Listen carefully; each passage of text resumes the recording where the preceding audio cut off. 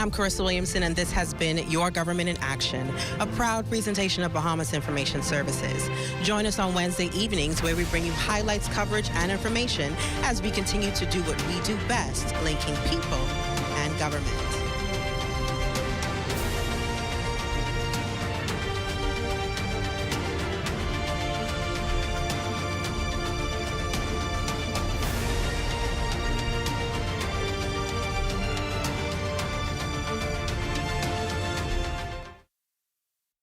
After 66 steps, I'm Matea Cunningham. This is ZNS.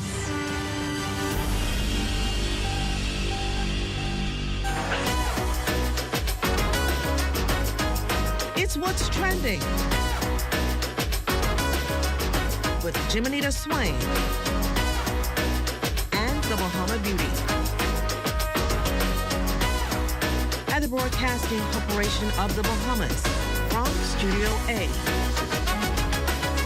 It all starts right now.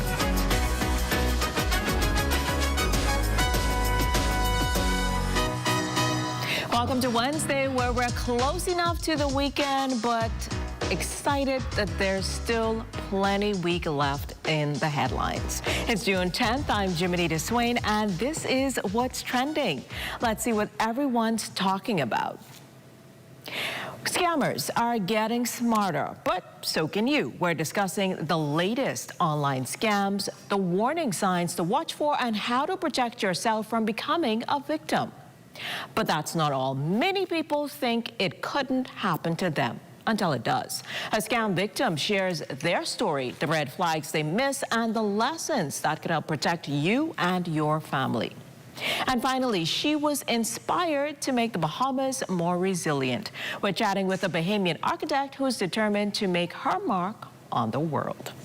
We're taking a quick break, but there's more ahead when we return.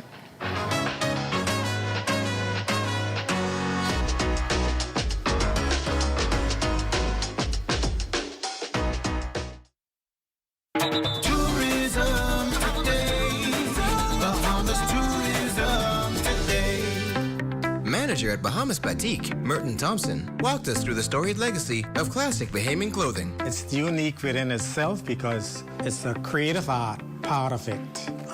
New to the Bahamas because this part of art came from the Far East, like Taiwan, Indonesia, Malaysia, and all those Eastern countries.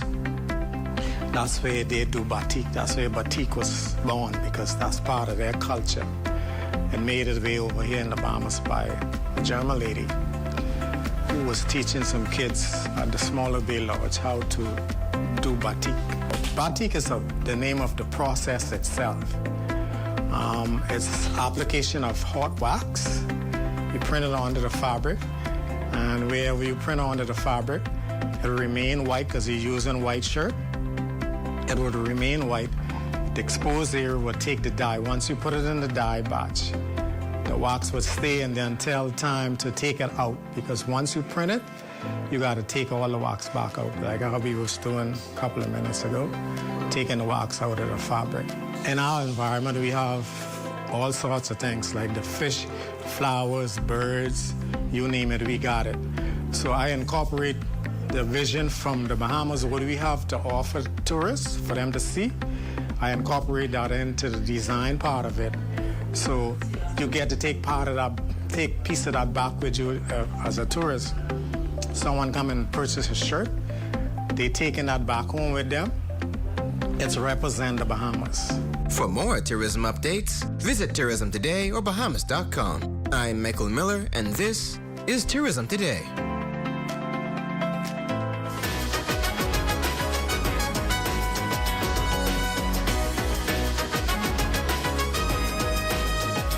We've all received that text claiming we've won a prize, an email asking for us to verify our banking information, or a social media message that just doesn't seem quite right. The truth is, online scams have become more sophisticated than ever, and criminals are finding new ways to trick people into giving up their personal information, money, and even their identities. The scary part, these scams don't just target the elderly or the less tech savvy, they can happen to anyone. Joining us tonight to help us understand the latest threats and how we can better protect ourselves online is Levan Rowe from the Information Security Department at the Central Bank of the Bahamas. Levan, welcome to What's Trending. Thank you for having me. It's great to have you here with us this evening. So, Levan, it feels like almost everyone has received a suspicious email, or they are at some point receiving a text message. Are scams really becoming more common, or are we just hearing more about them? It's actually a degree of both. So it's more common in the sense that the traditional scams that we were aware of, the Nigerian prince, sending you an email promising you some riches, we don't see that anymore. What we see now is what we refer to as social engineering scams. And these scams are more focused on the psychology of the person than they are on the technology trying to be exploited. So basically getting into your head. Getting into your head rather than getting into your machine. I could see how that's happening. So let's talk about phishing. It's a term we all hear all the time. But what exactly is it, and why does it continue to be so effective? So phishing is one form of social engineering, and it's so effective because it's customized to you, like that Nigerian prince that I referenced. If 200,000 people receive the Nigerian prince scam, it's not very effective. But when you receive a phishing email tailored to you, and I receive one tailored to me, it builds an inherent trust and forces us to be more susceptible to complying with whatever the scammer's demands are. So what are some of the most common scams currently targeting Bahamians? Are there trends that concern you right now? Yes, definitely. One we've seen quite a bit of recently was the police force scam, the SMS message. I've seen that. Yes. I got that one. You did? Too. Yes. I hope you didn't click the link. No, I did not. So that's reporting that you committed some traffic violation, and they're telling you, click here so that you can pay your fine. When you click on that link, it does take you to a website that looks very familiar to my gateway, and it asks you for your credit card details. And when you put it in, the website spins, and you say, oh, I guess nothing happened. But in the background, your credit card details were just stolen. Wow. And there's one that just started, I believe, last week, impersonating national insurance. Wow. And they say, oh, your NIB card is expired. Click here to renew now. And it takes you again to a website that looks very good, very similar to national insurance. And they ask you, this is a twofold attack, actually. It's identity theft, because they ask for your first and last name and NIB number. And then on the second page, it asks you for your credit card details. And again, both are stolen. Wow. And it looks so good that in the end, when you click continue, it directs you to the legitimate NIB page. That's a lot. And that's a lot of information that you're just willingly giving out because you think it's something legitimate. You are. Yeah. So years ago, scam messages were often easy to spot, like you talked about a little bit earlier. Because of poor spelling or obvious mistakes, you could spot the fakes. So today, some of them look incredibly professional. So how sophisticated have these scams really become? You talked to us just now about the NIB. What else have you seen? They've become very sophisticated. There's a new technology that's been on the rise for the last few years called deepfake technology. And what this allows a threat actor to do, in essence, is to wear a face over their own. And they can be on a live call with you, purporting to be someone else.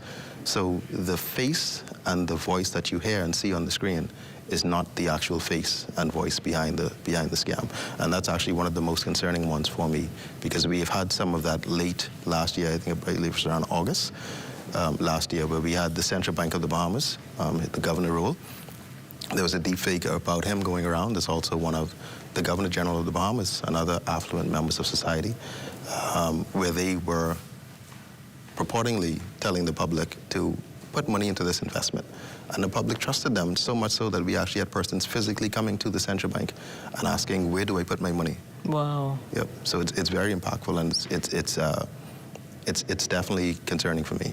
And you touched on it earlier, but what's the psychology behind these scams? What are fraudsters doing to convince people to trust them or act quickly? They're using a sense of urgency. And what they also do is something called a pretext. So they don't just come out and send you a phishing email or send you an SMS text. They learn about who you are, and that's the psychology behind it. They learn that this is a streaming subscription that you pay for every month. So when I send you an email, it's going to impersonate that streaming subscription. this is an airline that you travel with, this is the bank that you use. So they tailor all their messages to you to build, like I said, that inherent trust. And when they add that sense of urgency, act now, they trigger one or two emotions, fear or excitement. And when either of those are triggered, it forces you naturally to act. And a lot of people, like we talked about earlier on, it's not just elderly persons that are falling for these tricks. It's everyday people who think that this is something legitimate, and why not, you know? So romance scams also continue to make headlines around the world. So how do these scams typically begin, and what are some of the warning signs that people should watch out for? And speaking of psychology, the psychology behind a romance scam is that it doesn't feel much like a scam.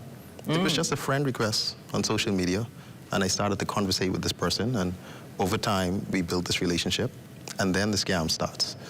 Oh, can you send me a few dollars for minutes? Or, you know, I really need some gas in my car this week, or I'm a bit short on rent, and it just goes up and up and up. And these scams typically end. Speaking of red flags, you haven't seen this person for the duration of this conversation. No, everything's online. Everything's online. You have no idea what they legitimately sound like, what they look like. So you just conversate through social media. And these scams typically end when you say, you know, it's been a while now, I want to see you. So let me buy you a plane ticket so, you know, I can fly you out, or I can come and see you.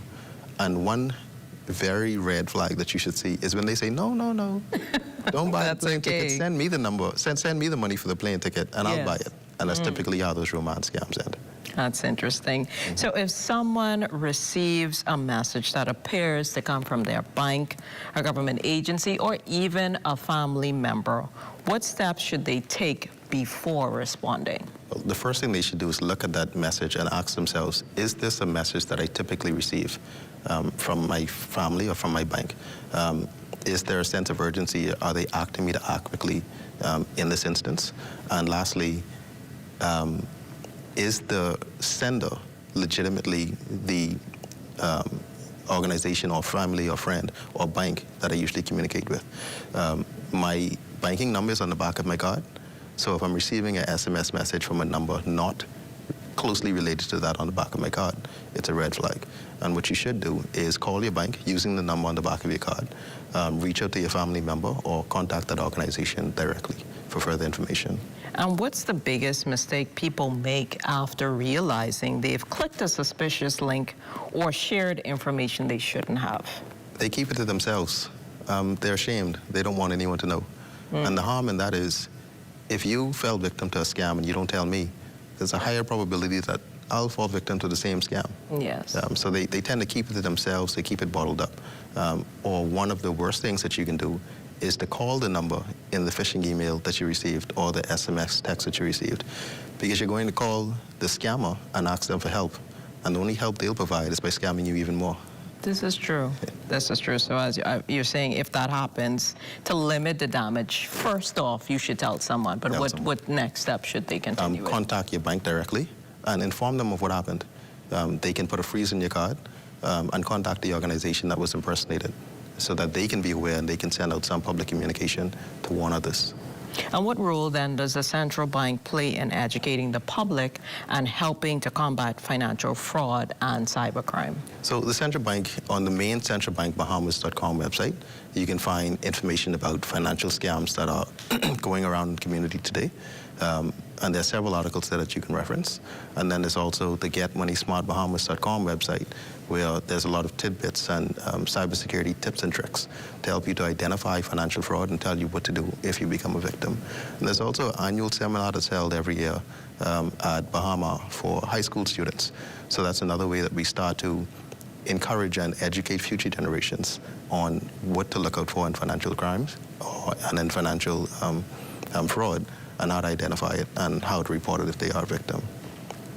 All right. Well, thank you so much, Levon, for joining us this evening. Definitely a lot of good information out there, because we know the scammers are definitely getting smarter, but we are too as well. So definitely thank you again for providing so much great insight and information this evening. Thank you again for having me. Definitely was a pleasure. When we come back, we chat with someone who actually got scammed. Stay with us.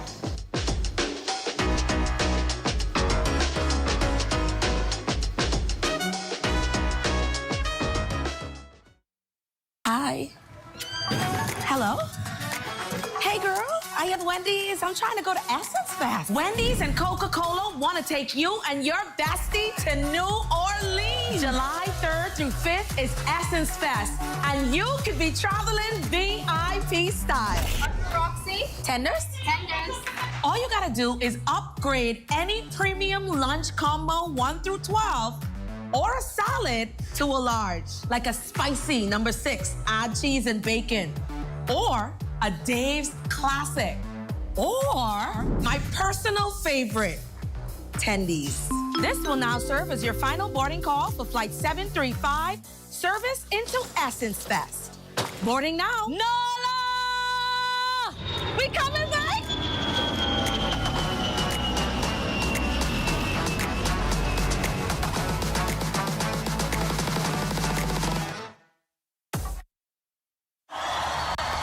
Heaven, I'm in heaven, and my heart beats so that I can hardly speak.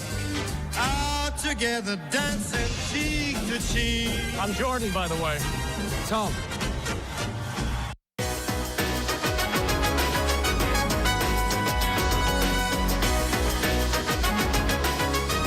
Scams are becoming more sophisticated, more convincing, and more common than ever. From phishing emails to impersonation fraud, criminals are finding new ways to gain people's trust and steal their money. Today, we're speaking with Anisha Seaford, who says she was recently targeted by a scam. She's sharing her experience and the lessons she hopes will help others avoid the same situation. Anisha, thank you so much for being here. Thank you for having me. It's great to have you here with us. So take us back to the beginning. What happened and how did you first come into contact with the scammer? So I engaged a photo booth company for my wedding sometime in May, and communication was great in the beginning. And I followed back up later. It was early May, later May. I followed back up with my deposit. They say they had received the deposit and everything. And because this person was kind of well known, I didn't think anything of it. So when I followed back up in July to pay the final payment, I just paid it, sent it, and said, you know, hey, here's the final payment. Let me know when you can send the receipt. Fast forward now, I did not get a response. I thought nothing of it because at the moment, I was trying to be proactive with paying all my bills for the wedding, just getting all of the smaller bills out the way. And so as time drew near to the wedding date, which was sometime in December, I followed up in November and I didn't get a response. My planner followed up. She didn't get a response. I even sent some of my friends to pretend to be interested in the same service, and they got no response either. And I just didn't have a photo booth at my wedding. Wow. So what was it about the situation that made it feel legitimate enough for you to trust it at the time? Again, his socials, the socials of the business were very active, and active with a lot of people that I knew as well. And then again, his face was kind of popular, so he's well known. So I didn't expect to be handled this way, but there were some red flags that I saw in regards to the reviews that I did see on the page and several other businesses that this person had as well. And so I completely ignored it, going off of reputation, really. So when did you realize that something was wrong and what was going through your mind at that time? I realized something was wrong when I did not get any responses. And I even tried to message this person personally, like on their personal Facebook page, no answer. At one point, I realized that I was blocked as well.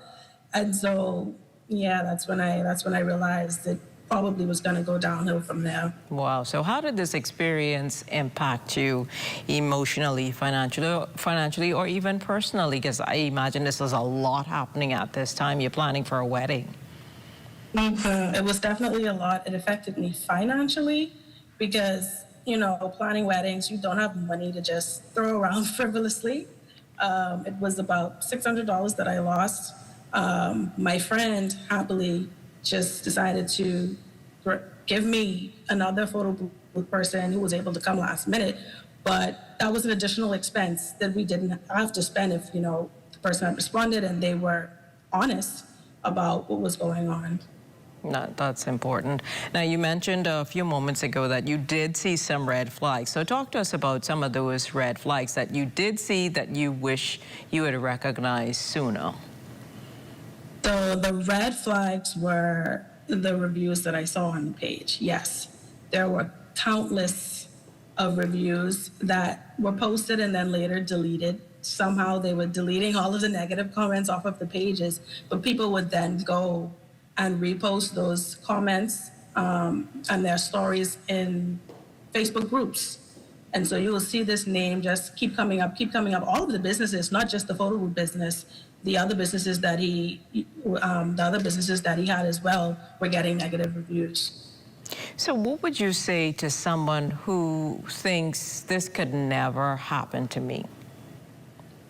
I would say, you know, it definitely can. No matter how proactive or cautious you're trying to be, it can happen to you. You're not immune. The smartest person can be scammed because they are getting very tricky nowadays. I've had my mom scammed before. I had to walk her through a whole process of getting her WhatsApp back because she answered a call, you know, trying to get a code, and she didn't know that it was the code to hack her WhatsApp. Wow. So scams aren't just, you know, these tricky things. You have local scammers as well. Well, Anisha, thank you so much for sharing your story with us. Obviously, your experience is a reminder, as you said, that scams can happen to anyone. The important thing is to stay alert, to verify information before acting, and never be afraid to ask questions or seek a second opinion. So, Anisha, again, thank you so much for chatting with us this evening. Thank you for having me. When we come back, we introduce you to a young architect who's looking to make life more resilient for Bahamian families.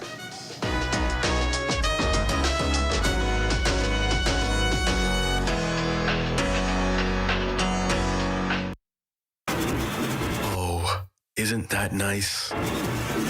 Wait, you missed it?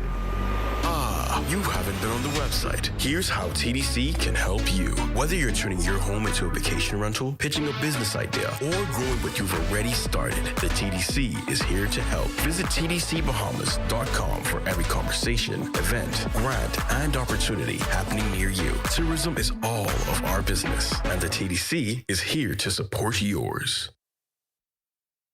Behind every strong economy is a bold entrepreneur, and we're here to support them, island by island. On Long Island, we've helped 77 entrepreneurs turn their dreams into thriving businesses. Through over $1.9 million in approved funding, the SBDC is strengthening Long Island's economy by investing in its leading sectors: fishing, transportation, and agriculture. No matter the island, every business we support strengthens the economy, starting with yours.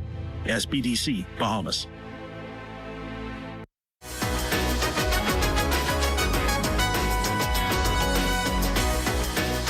As the Bahamas continues to face the impacts of climate change, innovative solutions are more important than ever. Bahamian Footprints, presented by Coca-Cola.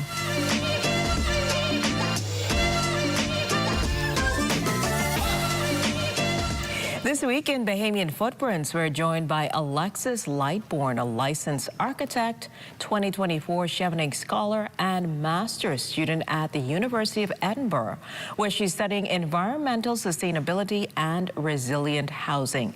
Alexis, welcome to What's Trending. Hello. So, Alexis, take us back to the beginning. What first sparked your interest in architecture, and when did you realize this was the career path you wanted to pursue? Well, hello again, and thank you for having me on the show.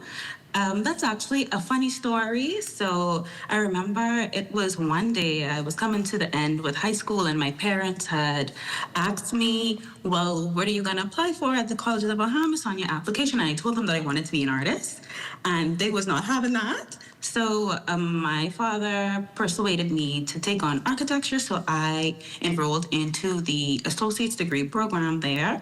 And funny thing was, I did a lot of elective classes in art because some of the architecture classes were a bit too technical, and I sat down with my academic supervisor, and she said, you might as well just do a dual degree. So I kid you not, my parents did not know I was graduating with a dual degree until the day of graduation, so they were very shocked by that. But to wrap up that answer, art was technically the base, and that was the foundation of what struck my passion and my love for architecture at the time. So here we are today. That is definitely a funny story. Thanks for sharing that. So for many people, architecture is about designing beautiful buildings. What excites you most about the profession? Yeah, when you hear architecture, you do think about designing structures or buildings. But for me, and what gets me excited about the profession is the way that people feel. The safety you bring when you curate certain ideas, the problem solving, and when your clients walk away feeling satisfied and loving what it is that you produce for them. So I get my fulfillment through those avenues. So you've chosen to focus much of your work on sustainability and climate resilience. So why are those issues so important to you personally? Well, the core and the center of all of that bounces from Hurricane Dorian. So originally I'm from Freeport, Grand Bahama, and during that period, just hearing at the time, I was working in Nassau. I was not home. I was living alone by myself, and I was getting calls back from family members, and I was just watching all the stories in the news, and it was so heartbreaking and traumatizing because it's nothing I could have done, and I only thought to myself, you could imagine if Hurricane Dorian had hit New Providence, and me being a single female living at home, how could I have withstand that pressure, you know? So it just made me feel like I had a deeper sense of purpose, studying how the built environment can live cohesively with the natural environment. That's definitely fair enough. So you're currently pursuing a master's degree in environmental sustainability at the University of Edinburgh as a Chevening Scholar. What inspired you to take that next step in your academic career? Interestingly enough, I'm going to go back to the licensure. So remember, I told you I had a bit of a process about I felt as though that I wasn't fully ready. So at that particular moment, I felt as though I wasn't going to pass. I wanted something to like cushion it just in case, you know, that came about. And I had a lecturer by the name of Valeria Flax. She had approached me about this Youth for Sustainability program through Masdar in Abu Dhabi. And she said, this is something that may fit you. So imagine I'm doing a hybrid course for Youth for Sustainability. I'm studying for this exam and I'm working full time. That was a lot, but I would have gotten my license in August of 2024. I would have fly to Abu Dhabi in January of 2025, and I did that week over there during the sustainability conference. And during that time, I would have networked with so many individuals from various countries. And I think what was so fascinating was that we're from different places, different sides of the globe, but we experience the same challenges. And I think that was more empowering as well as encouraging. I'm like, if going to a conference internationally feels like this, I need to get more certifications. So essentially, that's what I did. And so for young Bahamians watching who may be interested in architecture, engineering, or sustainability, what advice would you give them? So what I would basically tell them is persevere, stay committed. There are times when it's hard and you want to give up, and you just need to grip onto something that's going to keep boosting. So whether it's your parents or your mentors that might have sacrificed for you back at home, whether it's your inner child feeling like they couldn't make this certain thing possible, and here you are today because that's my living testimony right now, or just like calling out to God and telling him give you the strength. So stay encouraged and push beyond your limit. Nothing is impossible, and never doubt yourself. That's what I would tell them. For that great conversation, Alexis. To watch the full interview, head on over to Facebook and YouTube at ZNS Digital. Don't go anywhere. More What's Trending is coming up next.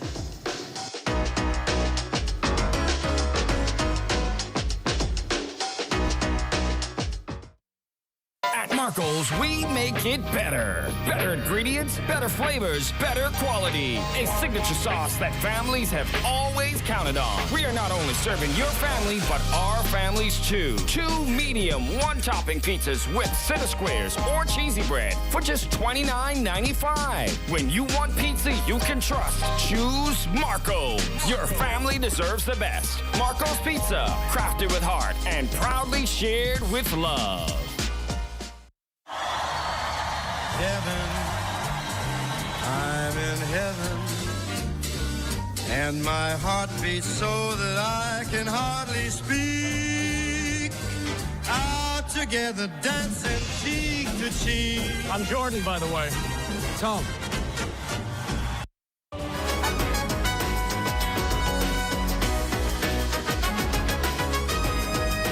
On Thursday's show, we're catching up with a savvy businesswoman who is proving that success has no age limit and embracing an exciting new chapter later in life. And a special congratulations to Symphony Collymore on your graduation yesterday. Your parents are incredibly proud of you, and we are too. Wishing you continued success and happiness as you begin this exciting new journey. And that's a wrap for What's Trending. Thanks for watching. Follow us on Instagram at What's Trending on ZNS, and we'll see you tomorrow at 6 p.m. Until then, stay connected.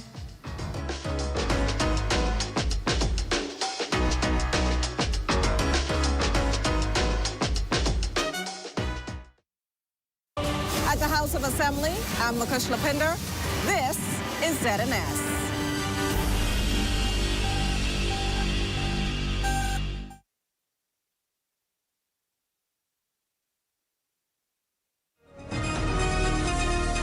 This is the Bahamas Tonight, the Northern Edition. Here's a look at tonight's top stories. Lower energy bills set to take effect June 11 for Grand Bahama Power customers. A new board has been appointed to lead the Grand Bahama Power Company. And a heated debate erupts in the House of Assembly over Politician 1. The Bahamas Tonight Northern Edition starts now.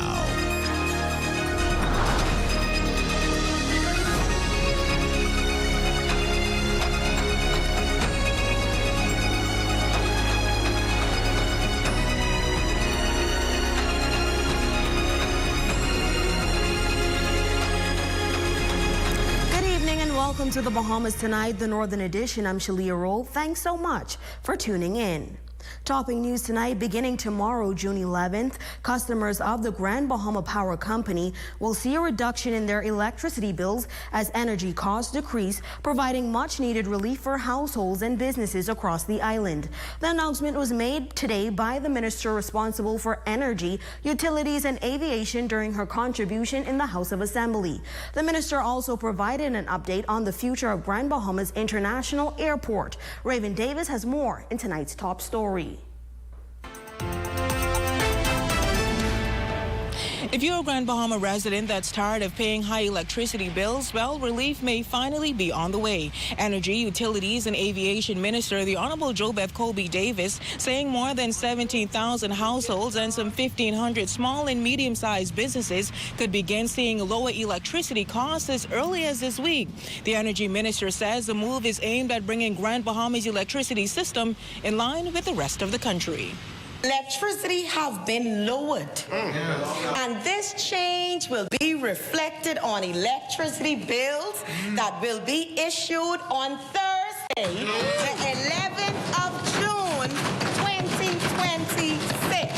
The minister says new electricity bills will reflect the elimination of the base rate for customers using less than 200 kilowatt hours of electricity. Fuel charge tiers will also be aligned with consumption levels, while the storm recovery charge will be eliminated. The changes are expected to significantly reduce costs for residential and commercial customers. I wish to point out that a residential consumer on Grand Bahama will move from paying 0.22 cents for 351 to 800 kilowatt hours to 0.11 cents. That's plenty of money. A commercial consumer will move from paying 0.18 cents for 20,000 to 100,000 kilowatt hour to 0.14 cents.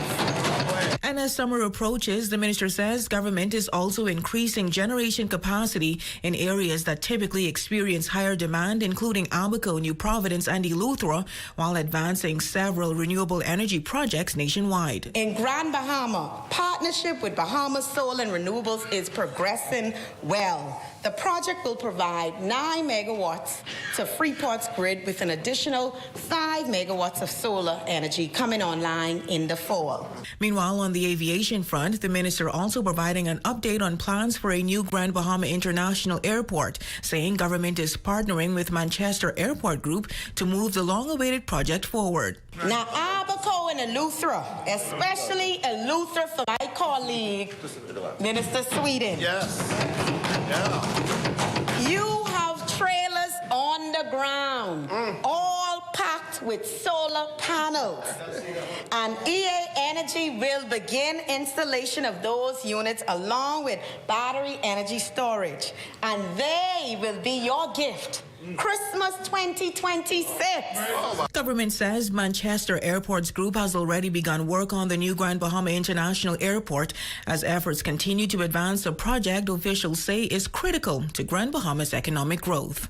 For the Bahamas Tonight, the Northern Edition, I'm Raven Davis.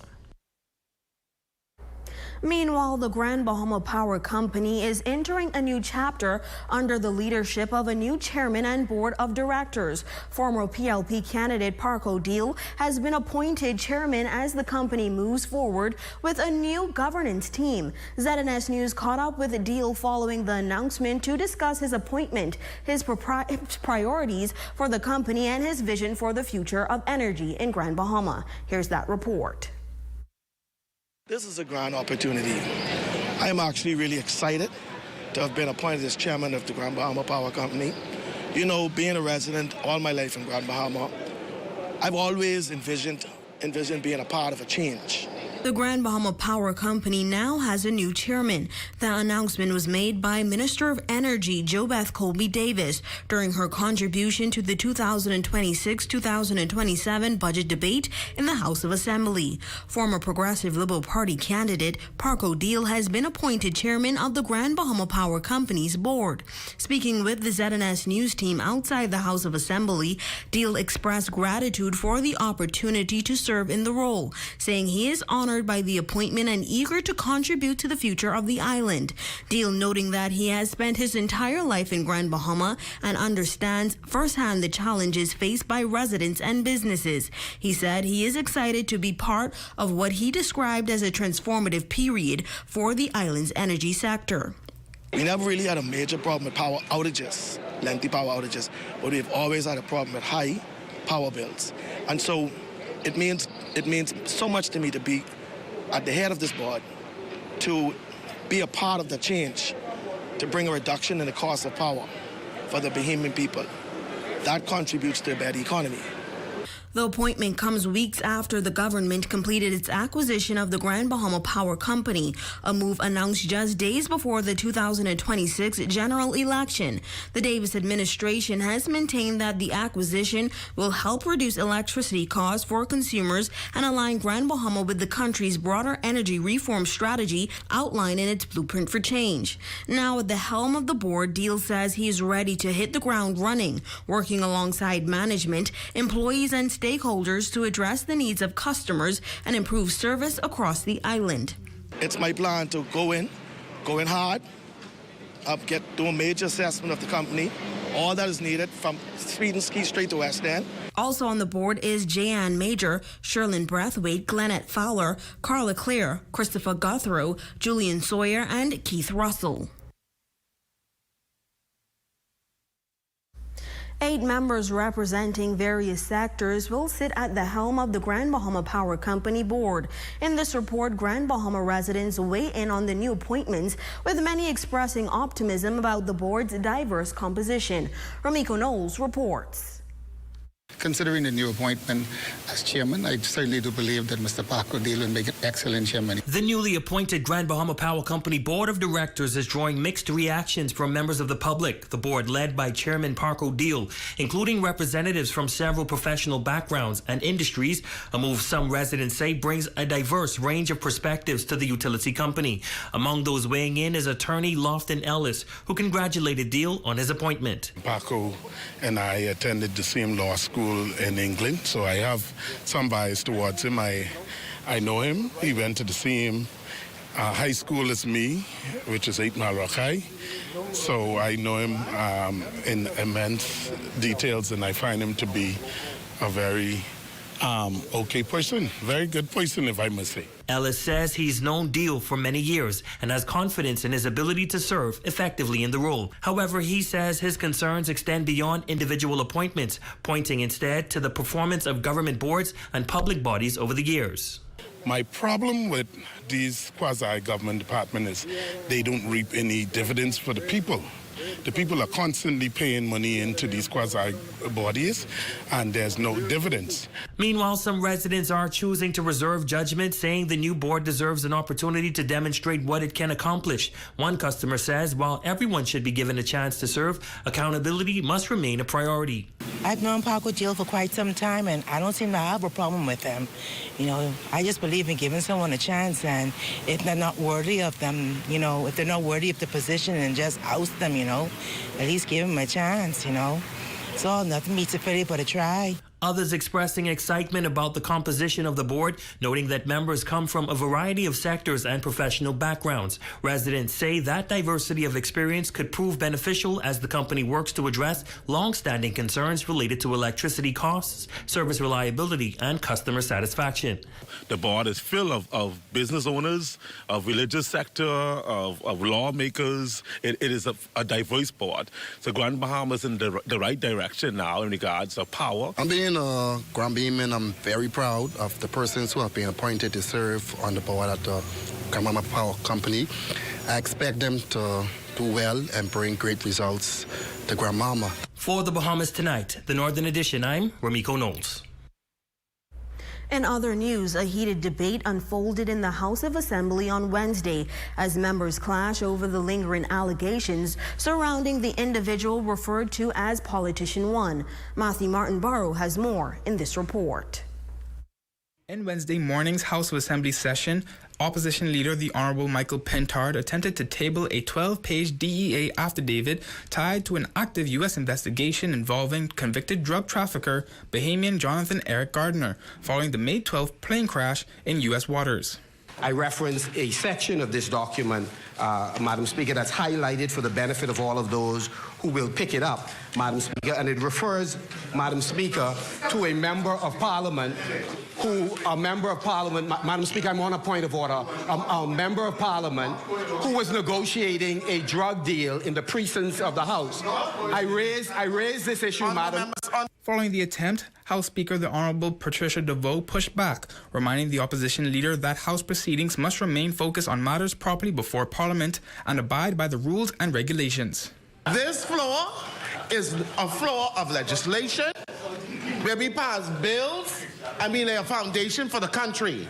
You're coming back here again, and I told you if you have facts and evidence that you want to submit as it relates to whatever it is or what case you're building, yes. We have areas, not this one here, not the halls of this place, but you can go to Central Police Station and later. The heated exchange prompted the Speaker to adjourn the House proceedings temporarily. When debate resumed, Opposition Leader Michael Pintard again sought to explain the rationale behind raising the allegations. Responding on behalf of the government, PLP Chairman, the Honourable Fred Mitchell, offered a sharp rebuttal challenging the opposition's assertions. I think is trying to deflect from the relevance of what is the debate. The debate is about the budget and the allocations of the budget. And to distract us from this, we're being twisted and turned, or attempted to be twisted and turned, into these spacious arguments about some document, the source of which we don't know, and with it. This speaker will abide by the rules and the regulations that are in place. That's what this speaker stands for, the rules and procedures of this House. For the Bahamas Tonight, the Northern Edition, I'm Matthew Martinborough. And still to come. Customer service in the Bahamas comes under scrutiny following a viral social media video. Hear what educators, trainers, and business leaders have to say. Stay with us, those stories, sports, and more when we return.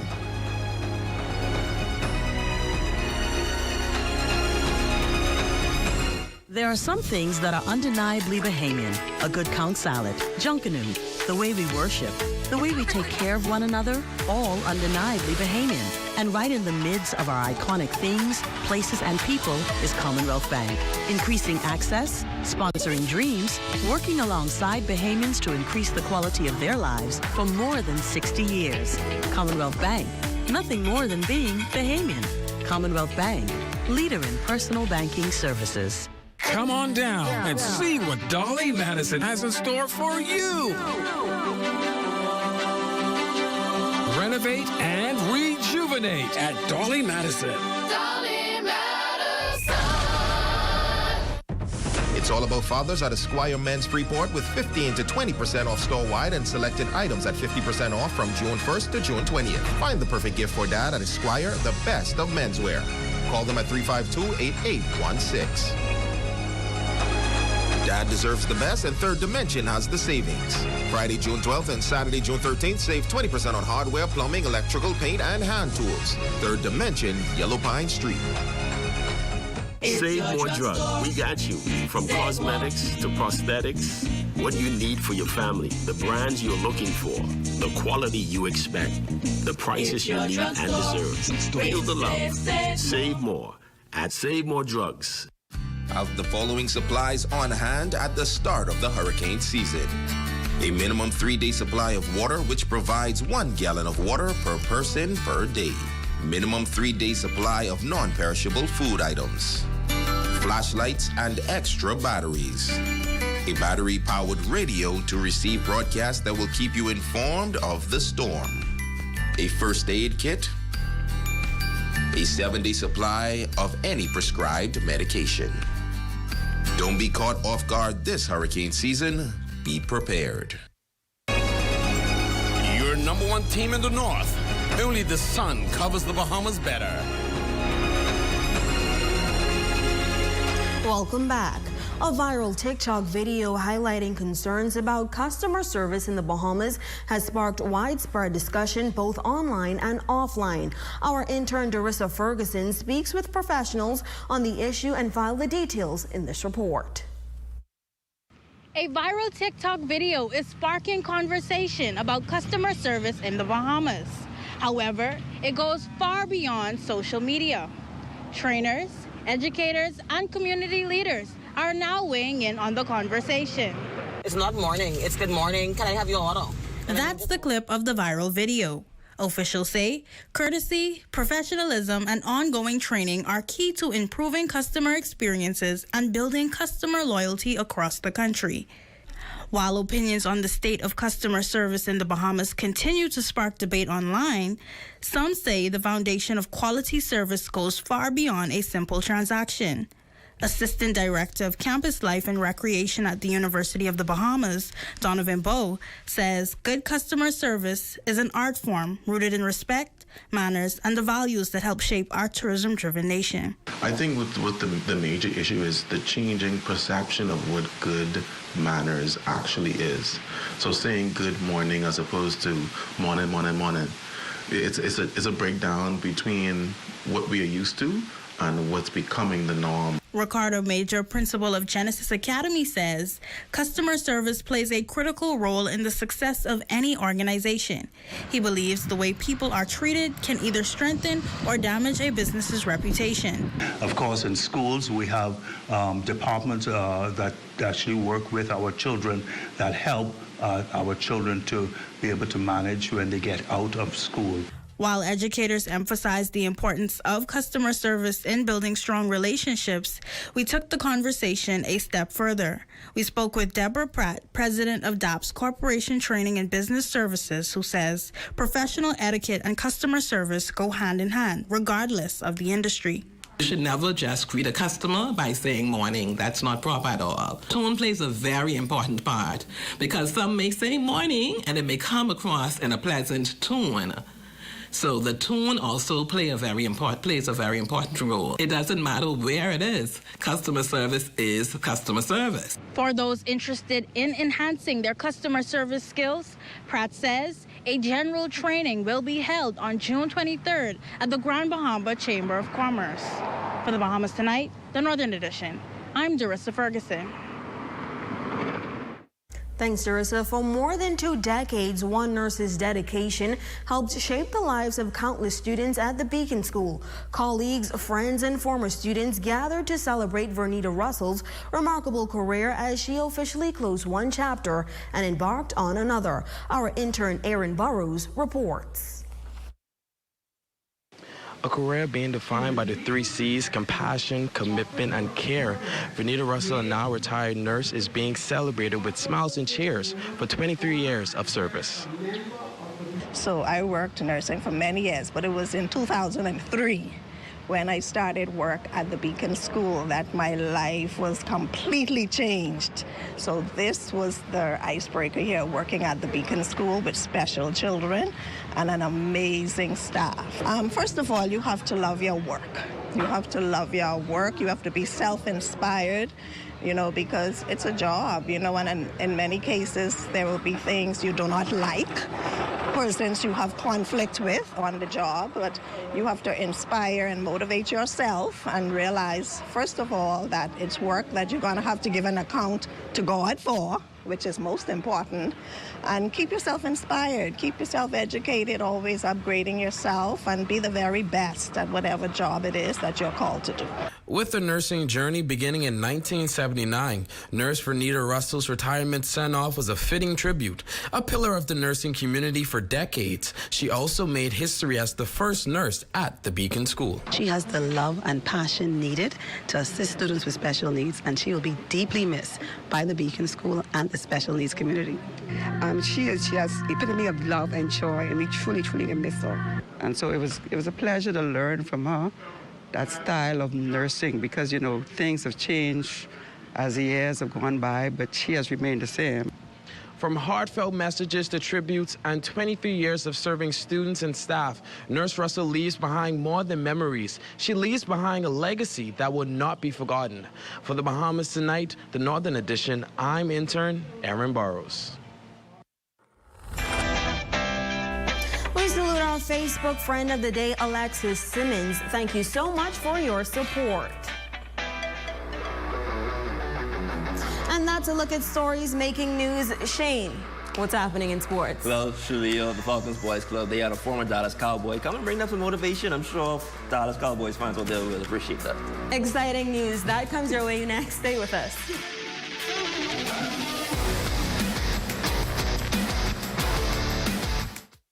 See news in the making? Call us at 352-9713 or 359-5167, or you can email us at zns3news@gmail.com. Journey to a serene oasis.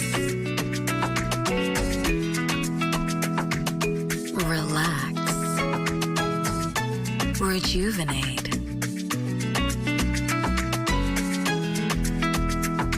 Renew. Welcome to Renew Day Spa. For appointments, call 352-RENU. Save more drugs, from cosmetics to prosthetics. What you need for your family, the brands you're looking for, the quality you expect, vitamins you need, and prescriptions you came for. Feel the love. Save more at Save More Drugs.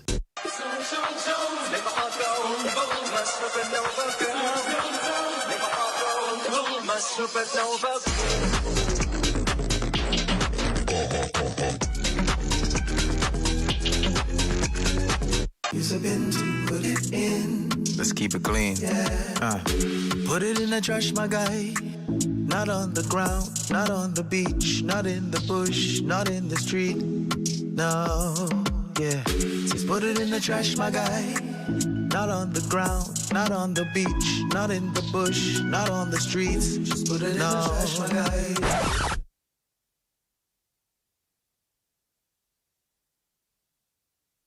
Bombastic side-eye.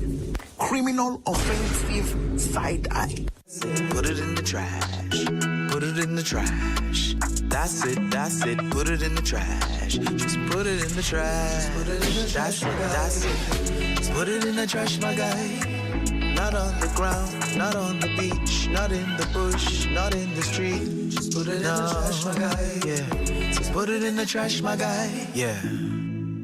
We just gotta keep Grand Bahama clean. So if you're thinking about it, just do it. You know, I was battling over whether I should do it or not, and I said, you know what, let me just make the decision and come out and do it. Like they say, you know, commit to be fit. And so I came out, and when I saw the results and I saw the improvements, I was just motivated to keep going and going and going. So I'm looking forward to the next boot camp. Great. So I'll be there. So if anybody's thinking about it, you know, if it wasn't good, I wouldn't come to the next one. So I will be at the next one. So I encourage you to come too.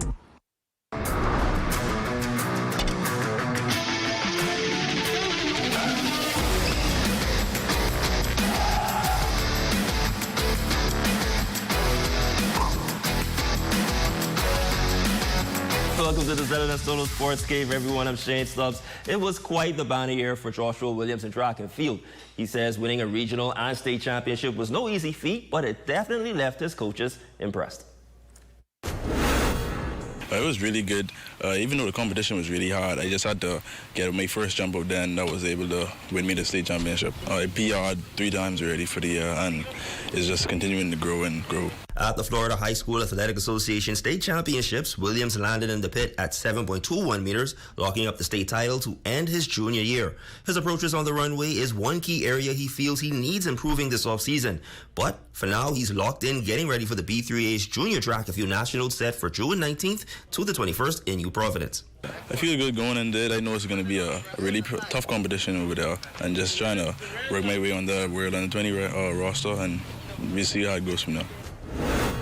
Speaking of banner years, Coach Darren Rolls said the same for his Falcons Boys Club, who welcomed the U.S. Ambassador and former NFL player Herschel Walker during his 3-day visit here in Grand Bahama. He spent that time using his story as motivation for the players. I love the story, and he used the shovel, reminding them that no matter what's in the front of you, just take the opportunity to be able to dissect it and to be able to do what is necessary for you to move from where you are now to the next levels. You know, you have coaches like this that's volunteering their time. You don't know what lives they're going to change. And he said he didn't know whether I was going to come. You know, I want to come to people like this right here because that's when you're doing things together. And I said it early on, it takes a village. It takes a village, and together, you know, we have a good relationship now, and I just want him to know I appreciate what he's doing to raise the kids and stuff, because that is so important. So this is the power of when a dolphin shakes the hand of a cowboy. Yeah. The players and coaches would receive signed footballs and bags from the ambassador at the end of the session. And on the softball diamond in Grand Bahama Amateur Softball Association action, in corporate play, the Police Force Royals locked up the Immigration Avengers 20-4. On the men's side, the Taylor City Marlins had the bats going, while the Infinity Crime Sluggers stalled out. The final score in that one, 10-1. In co-ed action, the Immigration Enforcers toppled the Custom Crushers 13-8, and the GBPA regulators shut down the Born to Party Animals 16-11. And that's my time, everyone, but your local forecast is next. I'm Shane Stubbs. Keep holding God's hand, and he'll guide you through. Tonight's weather forecast is brought to you by Royal Star Assurance. 'Cause it's so beautiful.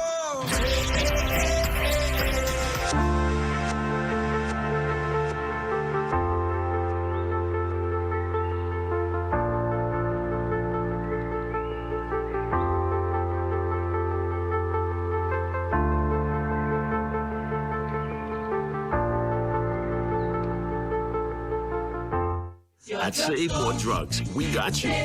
We got what you want. We got what you need. We got what you came for. The quality you expect. The prices you need and deserve. Save more at Save More Drugs. It's all about fathers at Esquire Men's Freeport with 15 to 20% off store-wide and selected items at 50% off from June 1st to June 20th. Find the perfect gift for dad at Esquire, the best of menswear. Call them at 352-8816. Have the following supplies on hand at the start of the hurricane season. A minimum 3-day supply of water, which provides 1 gallon of water per person per day. Minimum 3-day supply of non-perishable food items. Flashlights and extra batteries. A battery-powered radio to receive broadcasts that will keep you informed of the storm. A first aid kit. A 7-day supply of any prescribed medication. Don't be caught off guard this hurricane season. Be prepared. Your #1 team in the North. Only the sun covers the Bahamas better. And that's going to do it for us here in the North. I'm Shalia Roll. I'm Shane Stubbs. Thanks so much for tuning in. Here's a live look at the Bahamas tonight, coming your way next.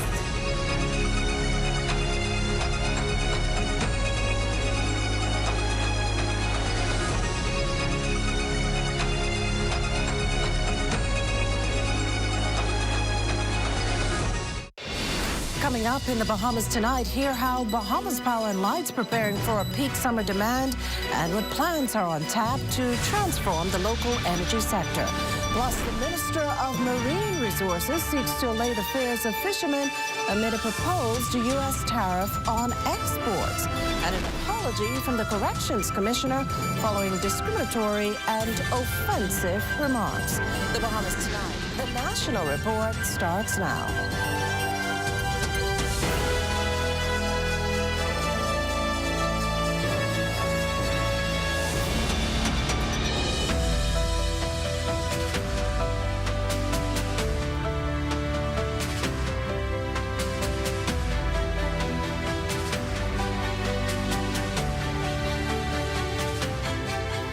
Good evening, everyone, and welcome to the broadcast. Health Minister Dr. the Honorable Michael Darville mincing no words in his budget contribution this evening. In the face of numerous complaints against the Princess Margaret Hospital, the minister candidly acknowledged in the House of Assembly that there are simply too many delays in getting staff hired and addressing long-standing HR issues that he says impede the ability to put critical staff in post. He further charged that these delays and lack of attention are destroying staff morale and putting people's lives on hold. Calibration and collaboration will continue with the Ministry of Public Service, with our union leaders to ensure we stay at the bargaining table to resolve HR issues in a timely fashion without service disruptions. Staff must be matched with responsibilities that reflect their training, their experience, and the needs that currently exist in our healthcare system. There also will be an audit of our healthcare professionals in both the Public Hospitals Authority, the Department of Public Health, and the Ministry of Health, so that we can understand exactly where our human resources stand, where the gaps are, and where the next investments will be made in healthcare manpower resources. Well, earlier today, House members heard how the future of energy in the Bahamas is being transformed, with LNG infrastructure taking shape, solar projects expanding, and officials promising lower cost and greater energy security. The country is embarking on what could be the most significant overhaul of its power sector in generations. Corval Pyfram has that story. That's right, Makushla. The Energy Minister, the Honorable JoBeth Colby-Davis, returning to Parliament today, determined as promised to complete the government's energy reform. She has a larger portfolio. Utilities and aviation are now under Colby-Davis's purview. No amount of repeated talking points can diminish the fact that our country, when it comes to the energy sector, is finally moving in the right direction. In her first term, Colby-Davis foreshadowed major reforms along the energy sector. A milestone LNG project underway, multiple public-private partnership deals that will see upgrades to energy distribution and transformation inked already. Deals in time, Colby Davis says, will materialize.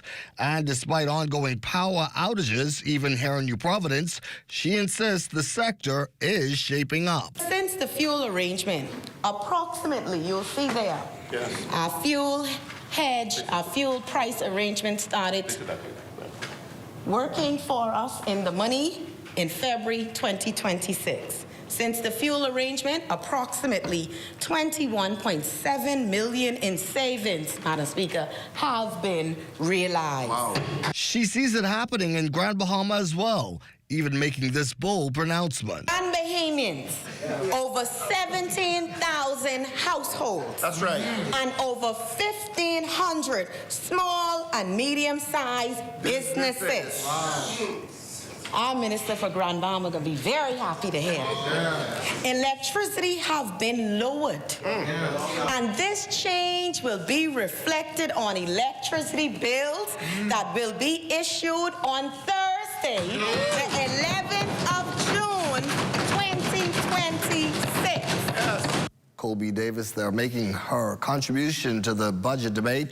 The way forward for the energy sector in the Bahamas, she says, is increasingly being shaped by a combination of LNG, renewable energy, grid modernization, and regulatory reform. The long-term objective is to deliver electricity that she says is more affordable as well as reliable. Mokushla.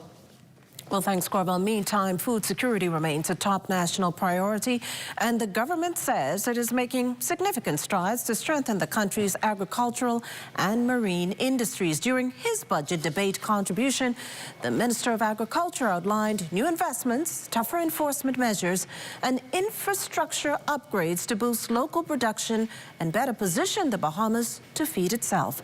Fern Carey has that story. In the midst of concerns that the government's investment in agriculture is not producing the results anticipated, Minister of Agriculture and Marine Resources, the Honorable Jomo Campbell, touted the latest figures from the Bahamas National Statistical Institute to show that investment in the sector is producing fruit. He said the figures also show that agriculture is one of the fastest growing industries in the country. Real economic output in agriculture, forestry, and fishing increased from 50.1 million in 2022 to 91.1 million in 2025, an increase of nearly 82%. Madam Speaker, behind these numbers are Bahamian farmers, Bahamian fishermen, entrepreneurs, public servants, and communities who embrace the vision of building a more food secure and self-reliant Bahamas. The push also continues to reduce the country's hefty food import bill, with the minister revealing new details about the Golden Yoke program. As of the end of May, the project has supplied the market with approximately 8,000 eggs. 8,000. We also anticipate the creation of 30 to 40 employment opportunities connected to this initiative. Programs have also been implemented to strengthen the fishing sector and address long-standing workforce issues that impact productivity. I am pleased to advise that the ministry, in conjunction with the Bahamas Commercial Fishing Vessels Owner Association and the Lowell J. Mortimer Academy, will shortly announce and commence a National Apprentice Commercial Fishing Training Program.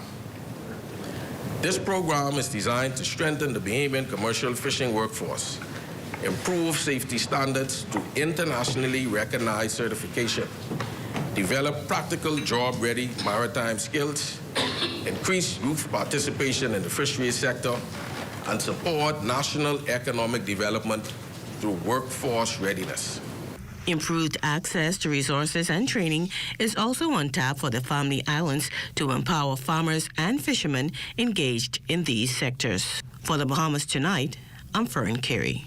Meantime, the country's lucrative seafood export industry could soon face a new challenge as the United States considers imposing a 12.5% tariff on Bahamian goods. While fishermen warn the move could push the industry into survival mode, the government says it is already taking steps to protect the sector and prepare for any possible impact. But Minister of Agriculture and Marine Resources, the Honourable Jomo Campbell, says the government has already engaged key industry stakeholders to discuss the potential challenges and develop appropriate responses. Our chief consultant, Mr. Greg Bethel, has been meeting with them continuously, and we'll continue to do the same to ensure that we are protecting the market for Bahamian fishermen.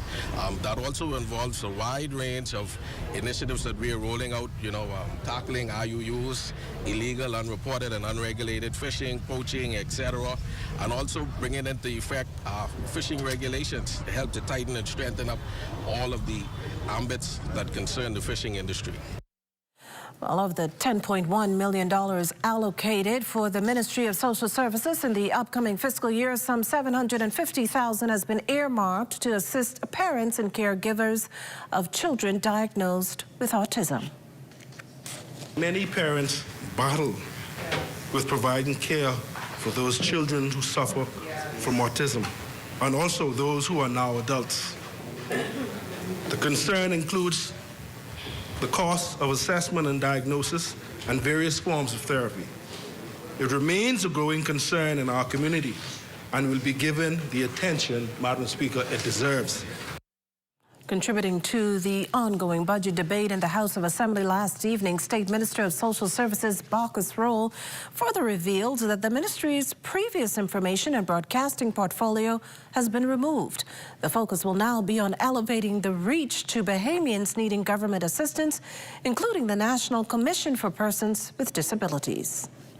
The NCPD also purchased a much-needed accessible van or bus for the participants of the Adult with Disabilities Day program at a cost of $165,000, Madam Speaker.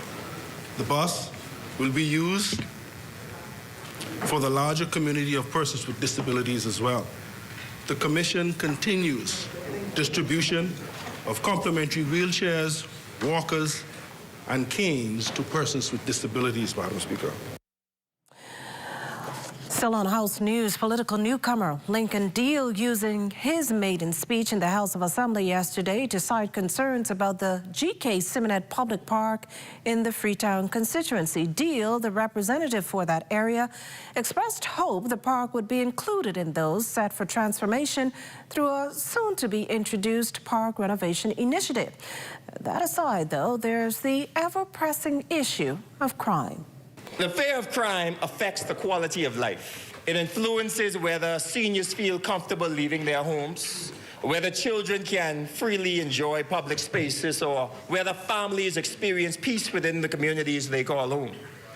Residents shared stories of delayed responses, unavailable resources, and a justice system that too often feels beyond their reach.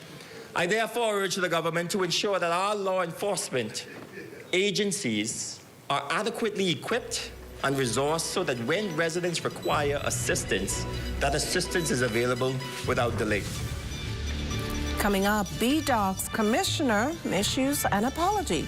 You're watching The Bahamas Tonight, the National Report. There's more news in a moment. There are some things that are undeniably Bahamian. A good conch salad, junkanoo, the way we worship, the way we take care of one another, all undeniably Bahamian. And right in the midst of our iconic things, places, and people is Commonwealth Bank. Increasing access, sponsoring dreams, working alongside Bahamians to increase the quality of their lives for more than 60 years. Commonwealth Bank, nothing more than being Bahamian. Commonwealth Bank, leader in personal banking services. Ladies and gentlemen, distinguished guests, and everybody watching from Nassau. Tonight, we welcome a star. So please join me in welcoming the barbecue rap star, star of the show! KFC, it's finger-licking good. Come, let's celebrate the Bahamas' independence. Stop by Janae's Uniform Set and get 30% off selected Independence Polo items. Get an additional 10% volume discount for 30 or more pieces. Net items excluded. The net items, Janae's unique limited edition Independence tees. Don't forget the black, gold, and aquamarine ribbons in various sizes to decorate the home or office. Visit Janae's Chesapeake Road or text the Janae's digital team at 817-3295 or email sales@janae's.com or www.janae's.com. Happy Independence, Bahamas from Janae's. Nassau, get ready. This June 27th, YBE Promotion and Excalibur Entertainment presents The Season of Love, Part 2, R&B edition, on the lawn of the National Stadium ground with performances by... Get ready for Joe. It's Joe performing live. Come and experience the undeniable voice of Kelly Price. Kelly Price comes to Nassau. Bahamas own Nashi LS, Fan Shaw, is Jimmy Cossier. Sometimes I love her. The legendary Ryan McKnight. This will be an ultimate night of love. Saturday, June 27th, on the lawn of the National Stadium ground. Tickets on sale now at Classy Cuts Hair and Nail Beauty Supply or online at ybepromotions.com. For info, Skybox and VIP packages, call 242-427-8111 or 242-357-0116. Be there. And this year I come in my 2027. God is so good. Island Lock, I thank you. I tell you, I'm going to pray over this and I'm going to drive this all around town and show off and show them what Island Lock does for customers like me. I called the keys with Island Lock and thank you, Jesus. I called the keys. Must be 18 and over. Island Luck reminds you that it's only a game, so please game responsibly.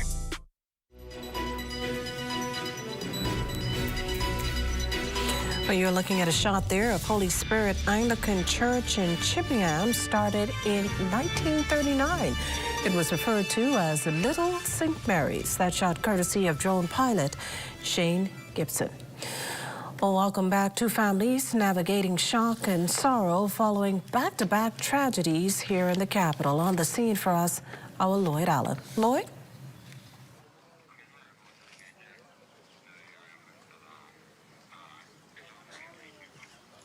Well, good evening, Makushla, and good evening, Bahamas. An unfortunate unfolding for police officers across the capital today. Now, right now, we're in the area of Palm Beach Street North, where police reported just shortly after 3 p.m., a male victim was reported following an industrial accident. Now, according to onlookers, the incident happened, again, just shortly after 3 p.m., when that victim was at the top of this home right here behind me. It's a tin-roofed home, and he was conducting a tree trimming exercise. Now, while conducting that, somehow he lost balance and came into contact with electrical wires. Police say as a result, the man lost his life. Moments ago, coroners arrived here at the scene and are conducting their initial investigations. Now, this scene is very similar to what unfolded earlier today in the Gambier Village community, where around the same time, around 3 p.m., police reported the death from drowning of a visitor to the country. And according to onlookers, they say the incident happened again just shortly after 3, where that victim was planning a day of scuba diving with friends and family. Now, that event was set to start at about 3 p.m. At about 3:15, his friends and family noticed that he was missing. And after a search was conducted, they discovered the lifeless body of that victim in waters nearby. Now, we spoke with police press liaison officer, Inspector Gerard Culmer, who gave this update, as well as an onlooker who was an eyewitness to the incident. Police were notified of a male floating in the West Bay Street in the area of Ferguson Road. As a result, officers from the Western Division responded promptly and found a male. A male appears to be a U.S. national in his late 70s, in his early 70s, suffering from what appeared to be injuries due to drowning. However, an autopsy will be done to determine the exact cause of death. It is in a preliminary stage of our investigation so far, but what we have discovered is that this male was snorkeling, and he went ahead without a group of friends who he's with, and he, after 20 minutes, his friends found him unresponsive. Now, around 3:30 p.m., Gladstone Thurston was here at this conch stand just feet away from where the incident happened. He said a female came out asking for help. The lady, she came running, and I was trying to find out exactly what happened. She said is one of her members drowned in the water. And I said, well, I started to tell her, let me call the EMS. Now, following that incident, police also advising members of the public preparing to go on days out at the beach to operate with care and caution as accidents can happen. And back here at this scene, this is in Palm Beach Street, police say as they conclude their investigation, they are cautioning members of the public participating in industrial-related jobs to wear proper protection to avoid similar occurrences. This is a developing story, and we'll have more on this in a later newscast. Reporting here from Palm Beach Street for the Bahamas Tonight, I'm Lloyd Allen. Well, thanks, Lloyd. Meantime, a young man accused of being found with hundreds of THC-infused products learns his fate during today's court appearance. With that story, our Leah Cooper. A 21-year-old man avoids jail time after appearing in a magistrate's court on Wednesday. Jared Reckley initially facing 4 counts of possession of dangerous drugs with intent to supply. This after what happened around 9 a.m. on Saturday, June 6. We're told officers from the Drug Enforcement Unit were conducting an operation in the Mount Pleasant area on that time and date when, during a search of a gray Ford truck, they discovered 279 THC vapes and oils, along with 2 packages of THC-infused gummies. Reckley was subsequently arrested and later interviewed. He tells police, though, he does not own the products. During Wednesday's proceedings before Senior Magistrate Raquel Wims, prosecutors withdrew counts 3 and 4 and reduced the remaining charges to simple possession. Reckley pleads guilty to the charges. His attorney, Alfonso Lewis, tells the court his client has a clean record and takes responsibility immediately by entering guilty pleas. Lewis also asks the court to show leniency and avoid imposing a custodial sentence. Senior Magistrate Wims fines Reckley $5,000 on the first count or 8 months in prison if he fails to pay. On the second count, she imposes a $100 fine or 1 month in prison in default of payment. The court also places Reckley on probation for 6 months. If he breaches the terms of that probation, he faces an additional 6 months in prison. The accused returns to court in December. For the Bahamas Tonight, I'm Leah Cooper. Well, thanks, Leah. An apology tonight from Corrections Commissioner Don Clare after admittedly making discriminatory and offensive remarks. Clare issuing a statement earlier today stressing that his comments were never intended to demean, disrespect, or discriminate against women. The Corrections Commissioner says he accepts responsibility for the impact of his words, as he has always held women in high regard and deeply appreciates their invaluable contributions to public service, nation building, and societal advancement. Clare goes even further to express regret over his lapse in judgment, acknowledging he is expected to communicate with professionalism, respect, and sensitivity at all times. The senior law enforcement officer concluded his statement with apologies to the Ministry of National Security's female permanent secretary, women of BDOC Squad A, women of the Bahamas Department of Correctional Services, and women across the country. In other news this evening, the Bahamas is positioning itself for the rapidly evolving age of artificial intelligence.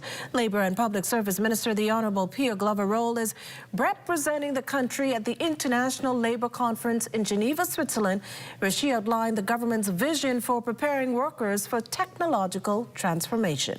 We recently passed updated data protection laws, and in our Blueprint for Progress, we've committed to AI-specific legislation that addresses the risks we discussed today. We're also preparing our people. More than 14,000 Bahamians have already enrolled in Upskill Bahamas, our free online learning initiative, which includes training in artificial intelligence. We are expanding enrollment to 25,000 in the coming months. We are already advancing plans for a Bahamas AI Academy to provide deeper training and help our people leverage AI in their careers and businesses. This portion of the news is brought to you by Folk Call Smart Pass, the smart way to pay at the pump.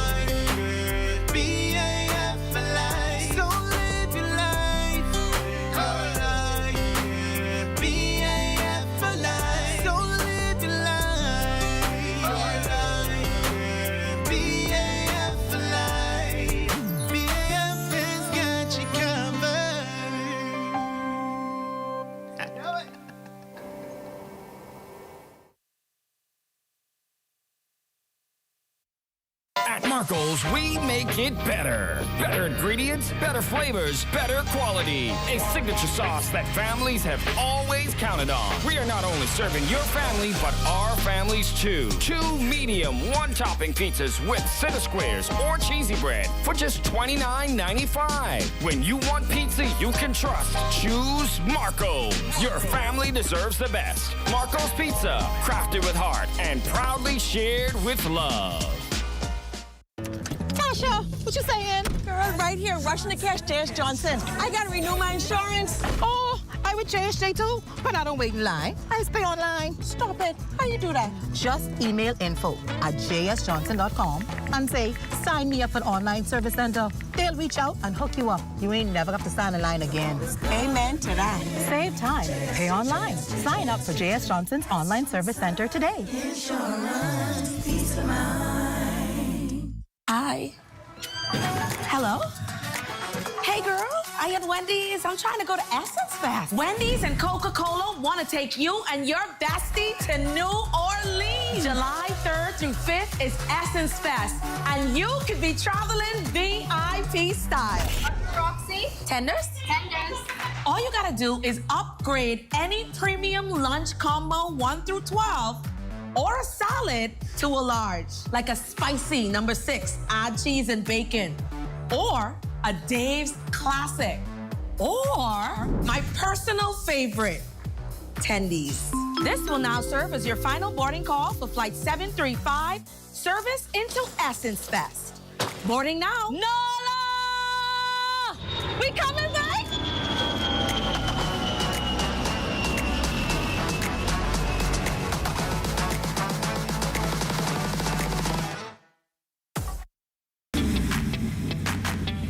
Introducing the Focal Smart Pass app that helps you to fuel up faster. Here's how it works. Download the app on the App Store or get it on Google Play and create your profile with payment details. Visit your nearest Shell station. Open the app, scan the pump's QR code, select your payment amount, and begin fueling. Say goodbye to cash and cards because the Focal Smart Pass offers secure and convenient payment options right at your fingertips. Download Focal Smart Pass now and fuel up faster today. If you were looking for your fill of feel-good stories this evening, Royston and Marlena have you covered, as usual. We certainly have you covered, Vakushla. Now, you may recall the phrase from the infamous movie, Jerry Maguire, show me the money. Show me the money. Show me the money. Yeah, well, we got you covered tonight. We've got our guest tonight is an author. She's the author of The Greatest Saleswoman in the World, where she hopes to teach young entrepreneurs a little bit about some of the top sales tips that are used by some of the most famous women you may know. So we're going to be learning some of that tonight, see where we can put that forward in future. I like the sound of that. We've also got the cultural listening sessions that are happening to help us advance our cultural heritage development in the Bahamas. See, they never fail us. Stay with us. The Bahamas Tonight, the National Report continues after this.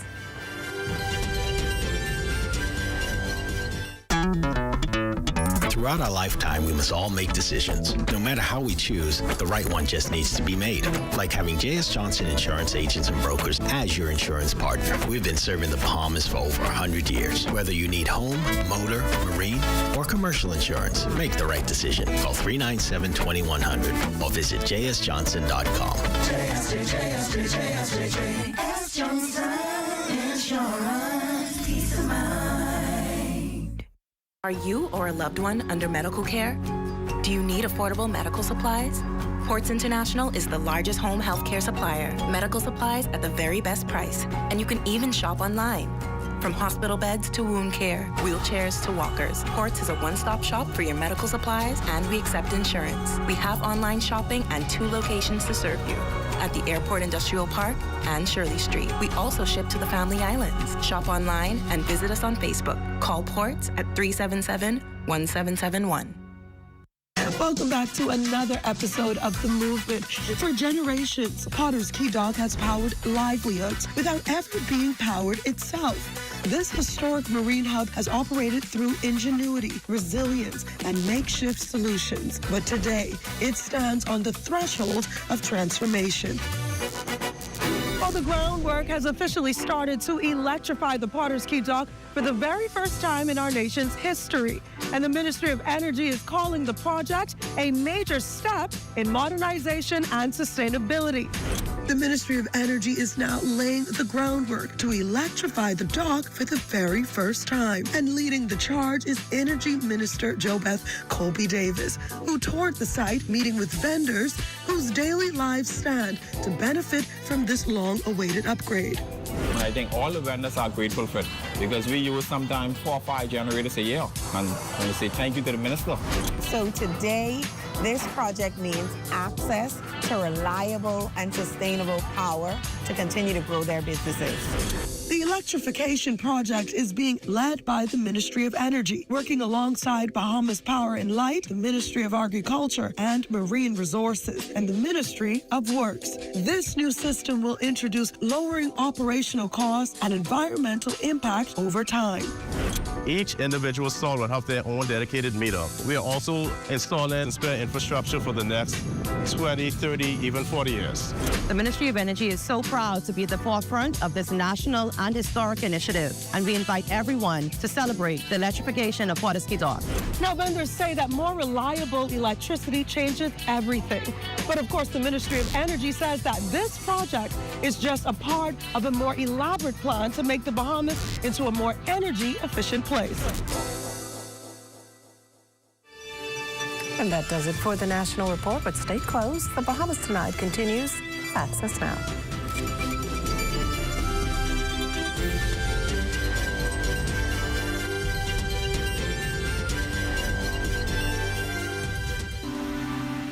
Mailboat service is a critical service to the islands of the Bahamas. Certainly, Andrews has always been there and dear to us. That's where we're born and raised. And so we play a crucial role in advancing the growth and development of Andrews. Customers want service and they want consistency. From the start, that's been our commitment. We work to sail on time every time. Our customers have come now to expect this from us. And one of the biggest challenges we've had was finding adequate funding. SPDC from the very start has been a lifesaver. My advice to young people, if you have a vision, a passion, an idea, go for it. Don't give up. It's not easy. If it was, everybody would be doing it. Be consistent and you'll get there.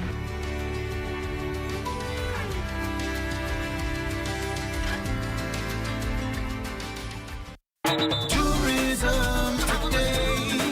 Bahamas tourism today. Actually, the Pineapple Festival, we are in its 27th year.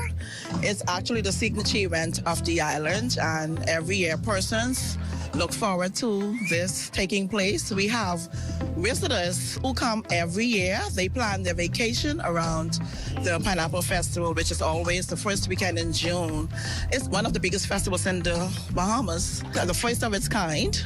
So, like I said, everybody, domestic and international visitors, look forward to attending this annual event. Well, our demonstration I had is one that I've been doing for the past 2 years with Ministry of Tourism. It's a wonderful collaboration where I get the opportunity to demonstrate and show people how to make different products. This product, since it's Pineapple Festival, would have been the pineapple jelly.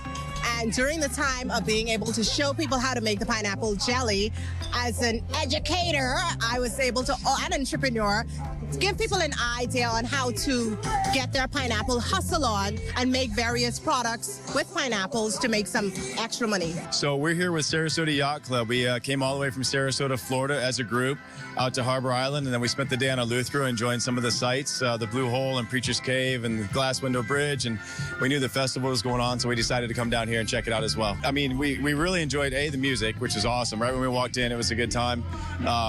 We walked around, the food was incredible, everybody ate. Obviously, the pineapple side of things, just kind of infused with all the food, is awesome. And then we enjoyed the demonstration, making the pineapple jam was really nice. The kids enjoyed it, we enjoyed it, got to taste some samples. It was great.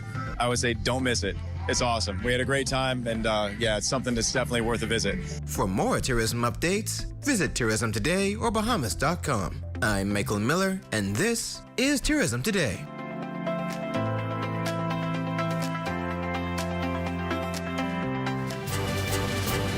A closer look at the scourge of alcohol and drug abuse across the country.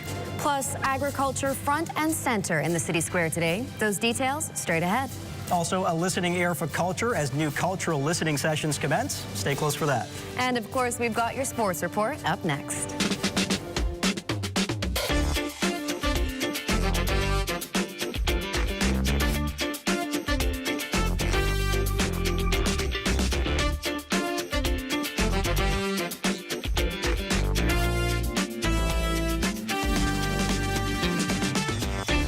Bahamas Tonight Access Now starts now. Good evening, everyone. I'm Royson Jones. And I'm Marlena Leonard. Welcome to the Bahamas Tonight Access Now. Welcome indeed. Now, on this day in 1972, The Candyman by Sammy Davis Jr. hit #1 on the charts, and decades later, it's still one of those songs that immediately takes people back to Charlie and the Chocolate Factory. And what's interesting is that every generation seems to have its own version of that story. You've got the book, the original film, Johnny Depp version, the newer Wonka film. Some stories just never really go out of style, and it's for good reason. I agree with that. I have to ask you now, out of the Willy Wonkas, who immediately comes to mind? Like, who is Willy Wonka? I would say Gene Wilder, just because pure imagination, that's the one that comes to mind. Applause. Johnny Depp is the one that came out when I was little. Yes. However, I hear the Candyman, and I have a far left reference. My brain goes straight to Madagascar when they tranquilize them in Grand Central Station, and they're just hallucinating to the Candyman playing in the background. That is crazy. If you're not familiar with that scene, go look it up. It's hilarious. When people think about golden tickets, Oompa Loompas, and classic pure imagination more than 50 years later, that's not a bad legacy for a story about a chocolate factory. With that said, let's dive right into the news. We begin tonight's show with a topic that's quite sobering: adolescence, alcoholism, and drug abuse. Tonight, our West Calix Forbes sits down with a man who knows all too well how more and more young Bahamians are unfortunately turning to substance abuse to cope. He's best known for his work with at-risk young youth, but at one point, he was one of them. Teen Challenge Executive Director Dr. Eric Fox' life's work is in saving troubled young men and women from the streets, themselves, and drug addiction. A former addict himself, he admits how easy it was and still is to slip through the cracks. He started experimenting with drugs at 11 years old, and by 15, he was an addict. How you get marijuana at 11? The people around me smoke it, and I tried it. I didn't really like it at first. But after a while, I realized it was helping me to get by and helping me to cope. And then I started drinking on longer. But I grew up in a hostile environment. I never had a father. And there was a lot of drama, and then there was abuse, and I was just searching. His story is not unique. According to the public health data, nearly 74% of Bahamians as young as 10 years old have consumed alcohol, while more than 1/3 identify as active drinkers. It's easy accessible. You get them borrowed in the back of you. You ain't long before they open. They don't hear you gonna. It's easy accessible, and it really don't cost nothing much. It's access, you know? And then we live in a rum drinking society. Every situation is rum. Is them one dead? It's rum. The effect of drug and alcohol addiction not only impacts the addict, but their families as well. But listen, when I realized I had no job and I had no place to stay, and I ended up living in an old car, no food to eat. And, you know, I wanted some help, but I don't know where to get it from. I don't know who to talk to really intervene. I knew deep down inside that God did not create me to be addicted to this stuff and just be a bum. 38 years ago, Dr. Fox's life was transformed when he sought help and beat his addiction. I encourage you, first of all, you need to pray. Pray. You got to go to God. Pray, and then a lot of these persons need intervention. Intervention means this thing going. You need to break into it. So sometimes you just need to reach outside and don't give up. Reach outside, and reach out to me. I'll come and talk to them. If they don't want to come, I'll come to the house and have a conversation with them. And if they want my assistant say, I'm here to help them. Tomorrow, we'll introduce to you a former drug and alcohol addict who shares how his addiction led him down a suicidal path. For the Bahamas Tonight, Access Now, I'm Wes Calix Forbes. Such an important conversation to have. Thank you so much, Wes. Meanwhile, agriculture taking center stage in Rawson Square today as those artisans tasked with bottling, preserving, and reimagining our food production hosted another Agri-Expo in the city center. Amaya Moss reports. Rows of vibrant produce, handcrafted preserves, and locally made treats transformed Rawson Square on Wednesday morning into a celebration of Bahamian ingenuity. Farmers, entrepreneurs, and food processors gathered for an agriculture expo. It's an initiative designed by the Ministry of Agriculture and Marine Resources. The event showcased the passion, perseverance, and creativity driving the agricultural sector while highlighting the growing importance of local food production and food security. Project manager Barry Wilmont discussed the inspiration behind the expo. It actually gave an opportunity to bring economics to some of the local vendors within the country. A lot of times they go into the Super Value, the Solomons, and they get the foreign product. Not saying that their products are better than ours, but we have local products that are made right here that are awesome, but we wanted the Bahamian public to know that made at home is even better. Several vendors also spoke to the health benefits of their homegrown products. It's 100% healthier for you, being that it's also a plantain. The fiber, all that good stuff is good for us to consume. So being able to get it here, you have a longer shelf life and a fresher product. It's a must. We have a lot of great things here. A lot of Bahamians are meeting folks who've never tasted local fruits, teenagers. Parents have never exposed them to soursop, basic things. And it's a healthy alternative to ice cream as well, too. Organizers say the expo not only celebrates what is grown and produced in the Bahamas, but also encourages greater support for the farmers, producers, and business owners, helping to shape the future of the industry. Reporting for the Bahamas Tonight, I'm Amaya Moss. Thanks so much, Amaya. The first in a series of national cultural listening sessions aimed at shaping the direction of cultural development in the Bahamas was recently held.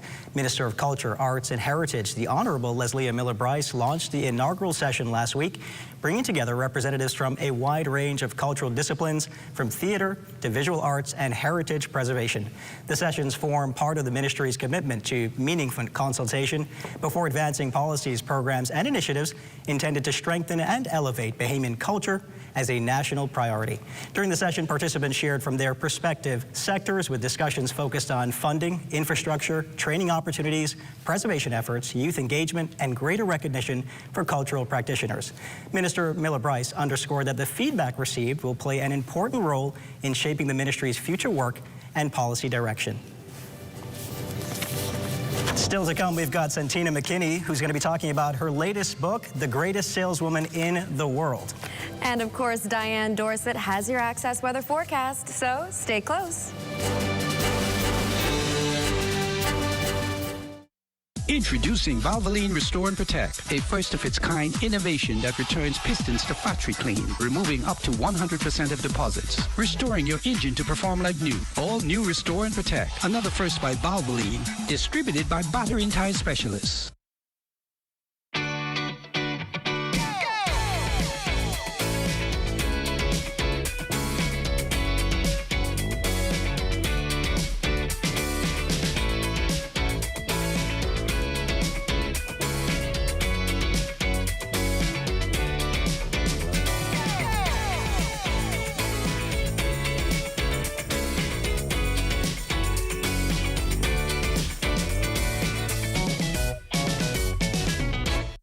Step into any Super Value or Quality Supermarkets location for specials like Chef Boyardee spaghetti and meatballs, 15 ounces, $1.69. Jacquard vegetable oil, 40 ounces, $4.49. Whole chicken wings, $1.69 per pound. Turkey wings, $2.99 per pound. Sunday Delight smooth or tangy drinks, 64 ounces, $2.99. You'll be singing a happy tune this June with the specials at Super Value and Quality Supermarkets.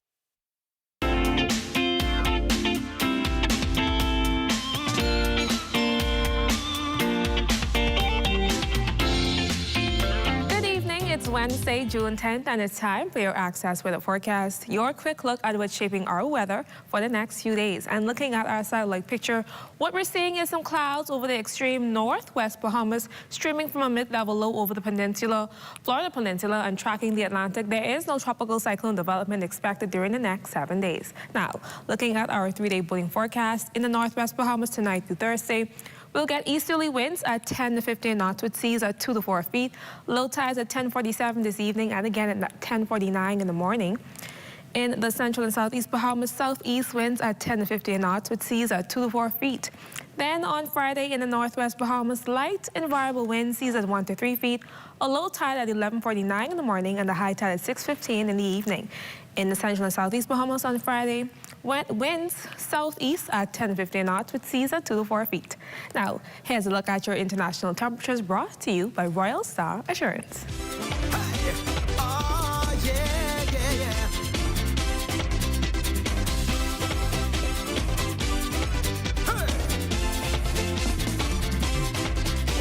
You're all over the town, you're chasing down every crack and crevice you own.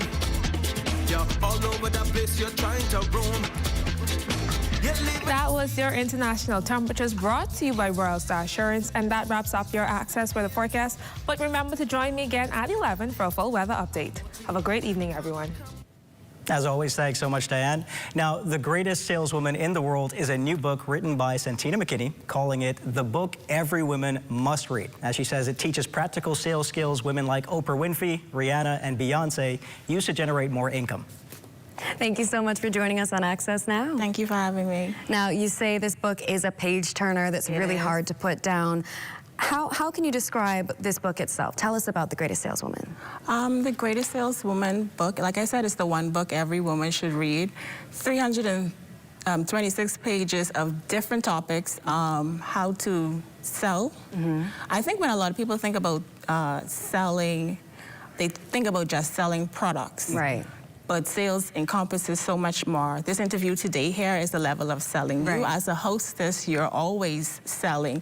Women, every successful woman sells something. So basically in this book, I'm teaching women how to kind of tap in with that. That you're already a saleswoman, whether you want to call yourself So you might as well get better at it. Yes, yes. It's about energy and being very intentional. Once you're aware that you are a saleswoman, when you approach certain situations, you'll know how to sell. Love it. I like that. I think Carrie Fisher, who plays Princess Leia in the Star Wars movie, said everything is a negotiation. Yes, Sometimes how difficult the negotiation is, so I like that too. Yes, and I did write the book because I wanted women to learn how to negotiate better. Yes. How to be tactful when they do certain things. I think it's kind of controversial, but there's a modern day confusion that women in business are masculine. So I also have, this book talks about it from a feminine perspective. Soft negotiation. Yes, yes, that women can sell and still be soft. Now, I have to ask you, what are some of maybe the surprise strategies that people who read this will find in the book? Some of the sales strategies, perhaps? I think one of the main surprise, I go or unexpected. Unexpected, yeah. Unexpected, how to sell to men. Yes. Okay. And so I think even in marketing, I think I need to read this too to get the reverse understanding here. First, you're gonna love this book. How to sell to men, and because the book is from two perspectives, which means that you're selling in love and you're selling in business, and both of them encompass the same skill set, which is, emotional intelligence and learning how to communicate. So I think people are going to be surprised about the chapter on how to sell to men, because when you're marketing, you're learning how to understand your buyer. So you're understanding the mind of men, so you know how to approach them as women, because they're very different. But they're easy to get along with once you understand them. Well, now the question we all have is where can we buy this book? Right now, you can buy the book directly from me, but it's also in Blooms and Bindings in Palmdale, and it's also in Jay's Sweet Shop. So, and then you can also find the book. It's already on Amazon. Right. So if you're an international audience, you can find it online. All right. Well, congratulations, Anne. Thank you so much. Thank you so much for joining. Yes. I will be downloading that tonight. Thank you so much for joining us. Thank you for having me. And of course, stay tuned. Sports with Amajal Knowles is up right after this break. I really was short.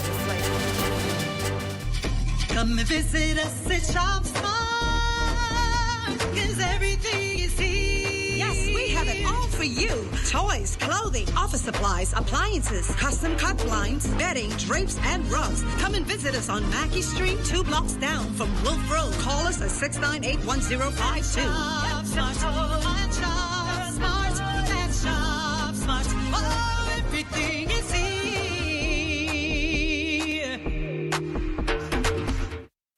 Step into any Super Value or Quality Supermarkets location for specials like Chef Boyardee spaghetti and meatballs, 15 ounces, $1.69. Jacquard vegetable oil, 40 ounces, $4.49. Whole chicken wings, $1.69 per pound. Turkey wings, $2.99 per pound. Sunday Delight smooth or tangy drinks, 64 ounces, $2.99. You'll be singing a happy tune this June with the specials at Super Value and Quality Supermarkets.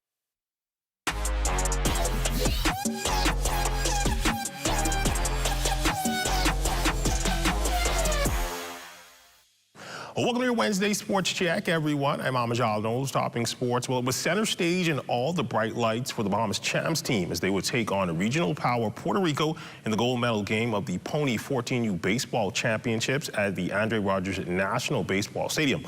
With the home atmosphere power the 2-4-2 to a gold medal performance, or would they have to settle for silver? Our Swanson Gibson Jr. gives us all the details in this report. This year's installment of the 14 and under Caribbean and Latin American Pony League Championships gave way to tons of action over the past few days. However, only 2 teams would be featured in the championship final, with one coming out on top as the victor. The highly anticipated gold medal match between the Bahamas Champs team and top-seeded Puerto Rico would be the second time the teams face each other during the tournament, with the last game being a close affair. However, it would be a one-sided matchup this time around. In the bottom of the first, after drawing 2 walks, the Puerto Rican advanced their runners, grounding out to the Bahamian middle infield, who turns a quick double play to neutralize Puerto Rico's momentum. This would be short-lived as Puerto Rico would have an offensive surge, featuring 2 two-run home run blasts, ending the inning with an 8-0 lead. Team Bahamas doing their absolute best to erase the deficit, getting base hits and powering baseballs to the deep outfield, but they were not able to clear the fences and advance runners from scoring position. Innings later, Puerto Rico would seal the deal, scoring their 10th run of the game, walking off by way of mercy rule and winning the gold medal. It feels great. He said he's really happy with our work and our hard work these past 5 days. Team Bahamas head coach Donovan Cox expressed pride in his guys' performance throughout the tournament. We're just telling them that, hey, the baseball is bigger than just the Bahamas, you know? We have to want to be better worldwide. We have to be working on our craft every day. And just to keep their head up. All tournament long, they played really good. And I'm proud of them. I'm sure the country is proud of them as well. The Pony League Championships promises to be a continued effort, catalyzing growth of the baseball landscape here in the Bahamas. Reporting from the Andre Rogers Baseball Diamond, I'm Swanson Gibson Jr. Thanks, Wani. More from Parliament yesterday during his 2026-2027 budget communication. Minister of Sports, Mario Boleg, outlining additional allocations to several sporting entities, including the National Sports Authority. Mr. Boleg adding that the subvention to elite athletes set to see an increase as well. Where increase have been made to strengthen support across the sporting sector. We are especially proud to increase in the subvention to the elite athletes, which now stands at $2,025,000. Madam Speaker, I met that at $1.4 million. I want you to understand the progress. Additionally, support has also been allocated to the National Sports Authority in the amount of $4,450,000, as well as the National Sports Endowment, which now totals some $2,500,000. These were increased by like $800,000 because we took care of athletes. Together, these investments enable us to provide sustained support to athletes, coaches, teams, national federations, while strengthening the systems that develop talent, promote excellence, and ensure the Bahamian sports continue to compete and succeed at the highest level. And finally, the first installment of a new series here at ZNS Total Sports titled Women in Sports Wednesday, where our Michelle Butler profiles female athletes and administrators making waves in their respective disciplines. And first up, a mom and daughter basketball duo.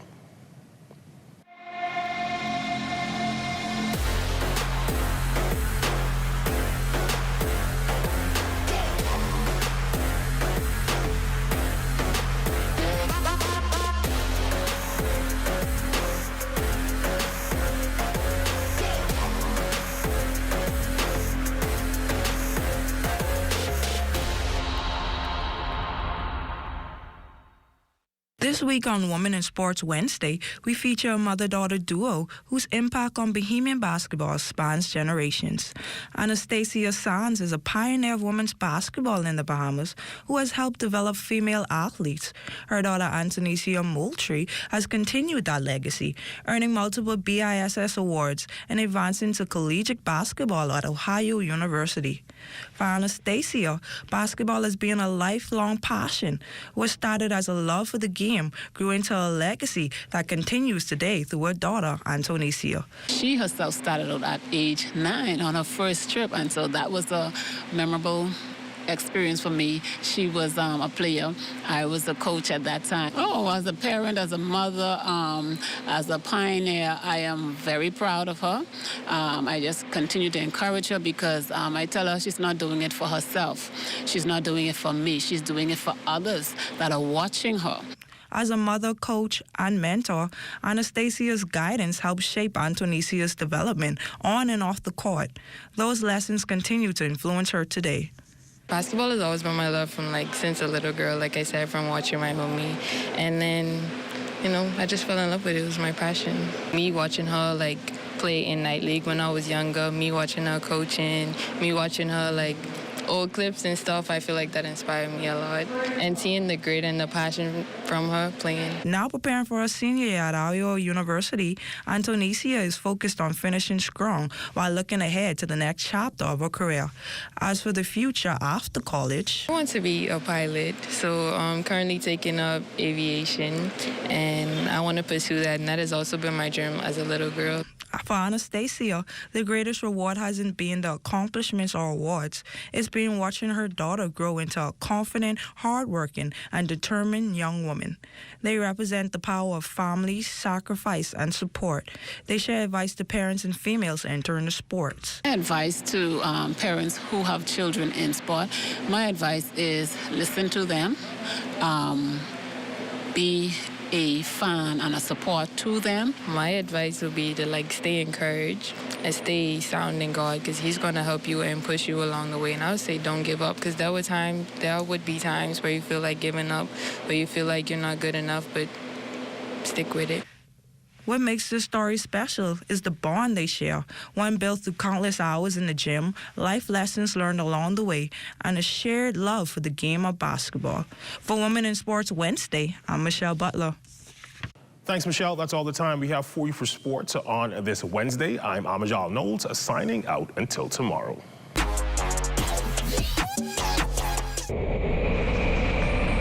Bahamas. Hurricane season is here. Are you ready? The 2026 Atlantic hurricane season officially runs from June 1st through November 30th. 6 months of staying alert and prepared. Storms are named to help meteorologists, emergency officials, and the public communicate clearly and quickly during dangerous weather events. Hurricanes are also measured using the Saffir-Simpson Hurricane Wind Scale, which ranks storms from categories 1 through 5 based on wind speed and potential damage. And did you know, when a hurricane becomes especially deadly or destructive, its name is permanently retired out of respect for the lives and communities affected. Now is the time to prepare your emergency kit with a portable AM/FM radio. Review your family plans and stay connected to trusted weather information. Preparation today can save lives tomorrow. These are the names of the storms for the 2026 Atlantic hurricane season. Arthur, Bertha, Cristobal, Dolly, Edward, Faye, Gonzalo, Hannah, Isaias, Josephine, Kyle, Leah, Marco, Nana, Omar, Paulette, Renee, Sally, Teddy, Vicky, and Wilfred. This public service announcement was brought to you by the Broadcasting Corporation of the Bahamas in conjunction with the Disaster Risk Management Authority. You're looking at a shot of the homes in the Linden Pendling Estates there in eastern New Providence. gorgeous shot for sure. It's a beautiful shot indeed. You know what they say, time flies when you're having fun. Yes. That's going to do it for Access Now for tonight. We'll see you same time, same place tomorrow. And be sure to stay tuned for the rundown with Howard Grant. Good night, everybody.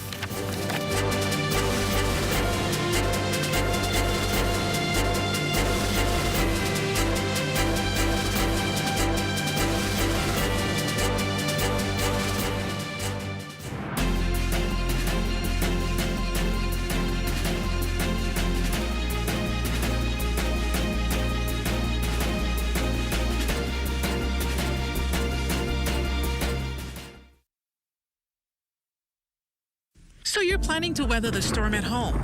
You've bypassed all the shelters. Your preparation is complete, and so are your emergency kits. You're ready. But what happens if the storm changes direction and it's a direct hit? What's your evacuation plan? If you don't have one, make one. And remember, take into account the location of your house, whether it's near beaches, canals, or it sits in a flood-prone area, and be realistic about the evacuation plan. Plan what to take. In its simplest form, take only what you cannot afford to lose. Have a go bag ready and a discussion beforehand what bag contents should consist of, like toiletries, medication, change of clothing, and important documents in a waterproof folder. Take inventory of your home, pictures included. Make sure your vehicle has a full tank of gas. Decide your destination and the best route. If you can't get out, find safety in the highest level of your home. And as always, be sure to pay close attention to the ZNS network for weather updates. This season, be weather smart, weather safe.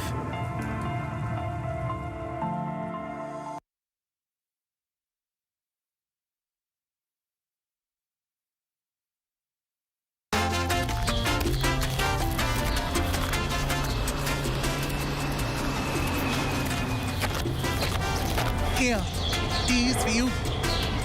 These must have got false bottom, because they look empty to me. Not for long. You taking us shopping right now. For what? Things you're gonna need in case you can't get out of your house after a natural disaster. We know when we had one hurricane around here. That's it. We get 2 lakhs. It ain't only hurricane, we gotta worry about, we could have tsunami, or we could have earthquake. And they don't give you no time to go shopping. What kind of earthquake? Scientists just find one faulty line over there by my corner. And even though they say it's stationary, it's there. So we need to go and get our survival kit. Like what? What you mean, like what? Plastic bag to put your important papers in, like water, medication, flashlight, radio, canned goods, things you need, things you might need, just in case you can't get out of your house after a natural disaster. These 2 plastic containers, the 2 of them could paint them up in their special colors so they could know what they're looking for when you send them to look for it. That's one thing I like about you. You always ready.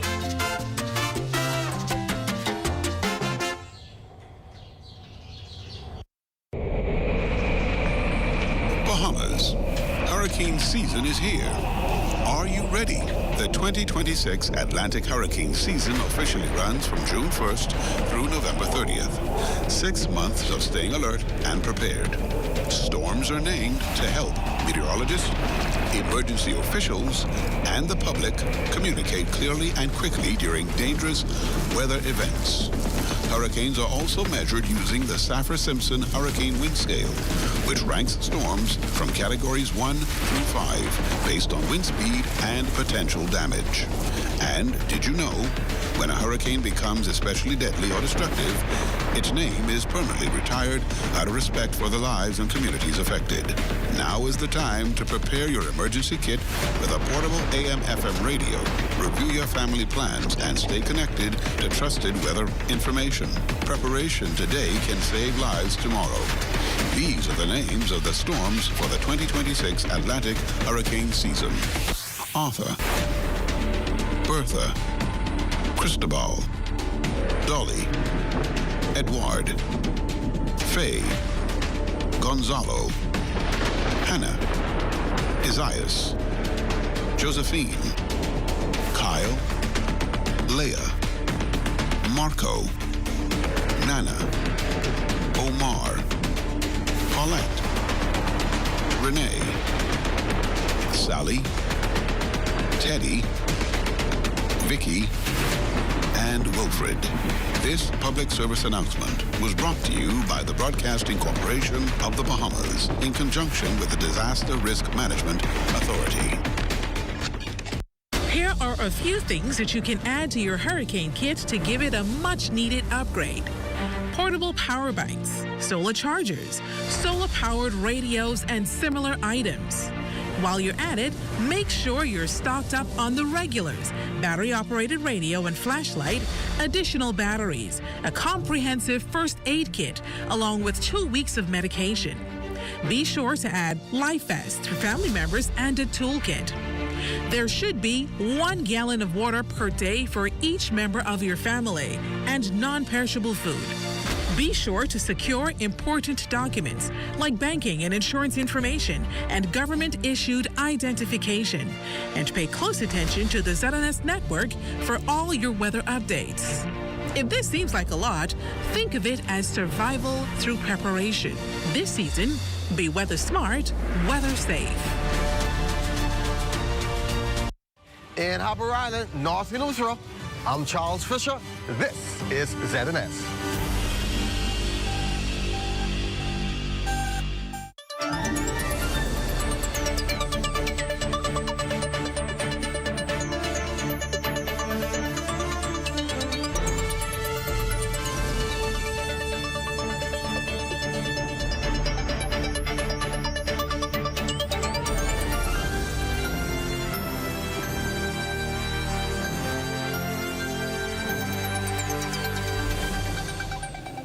Good evening, ladies and gentlemen. I'm Howard Grant, and welcome to the Rundown. It's Wednesday, and that means it's Political Roundtable, where we talk about everything politics here in the country. And I want to be able to say, just before we get into this political conversation, happy birthday to my baby girl. She's 4 years old today, June 10th, 4 years old, celebrating. She had more parties today than I had in a lifetime. Praise Jesus. But I'm just excited to be able to get into this political conversation. Joining me tonight on political analyst, none other than Garth Roseborough, and political strategist, my good friend Ian Munnings. Guys, welcome to the show. Pleasure to be here, Howard. It's so wonderful for you all to be here with me this evening. I feel like we're going to have a great season. I like how you all coming to join me to be able to have these kind of a conversation. I'm still waiting for my friends on the other side to come hear me. Praise God. In due time and due season, I suppose, when the sting of your defeat wears off, you come check me out. But guys, we're talking this evening, man. There's a lot been going on around the country. Talk to me. Introduce yourself. Let persons know who you are. Hi, I'm Ian Munnings. Most persons know me from the political arena. Pleasure to be here with you, Howard and Garth. It's always a pleasure when we link. Absolutely. Well, I feel like a celebrity sitting next to Ian tonight. I tell you something, something is rubbing off of him. I'm glad I got Ian. Listen, yeah. Every time I tell Ian come go with me, how would I in Moose Island? How would I here? How would I there? All over the country. But I'm happy to have you with us. What can I say, Howard? You're in high demand. You're in high demand. I love that. I love that. So guys, let's talk a little bit about what's going on around the country. More specifically, we've been able to look at Parliament. Today, Wednesday, being able to see these things, a lot of persons are up in arms about this sort of an idea of politician number one. We see that Madam Speaker taking on this kind of position and give clarity that she's MP number one. Let's be very clear about that.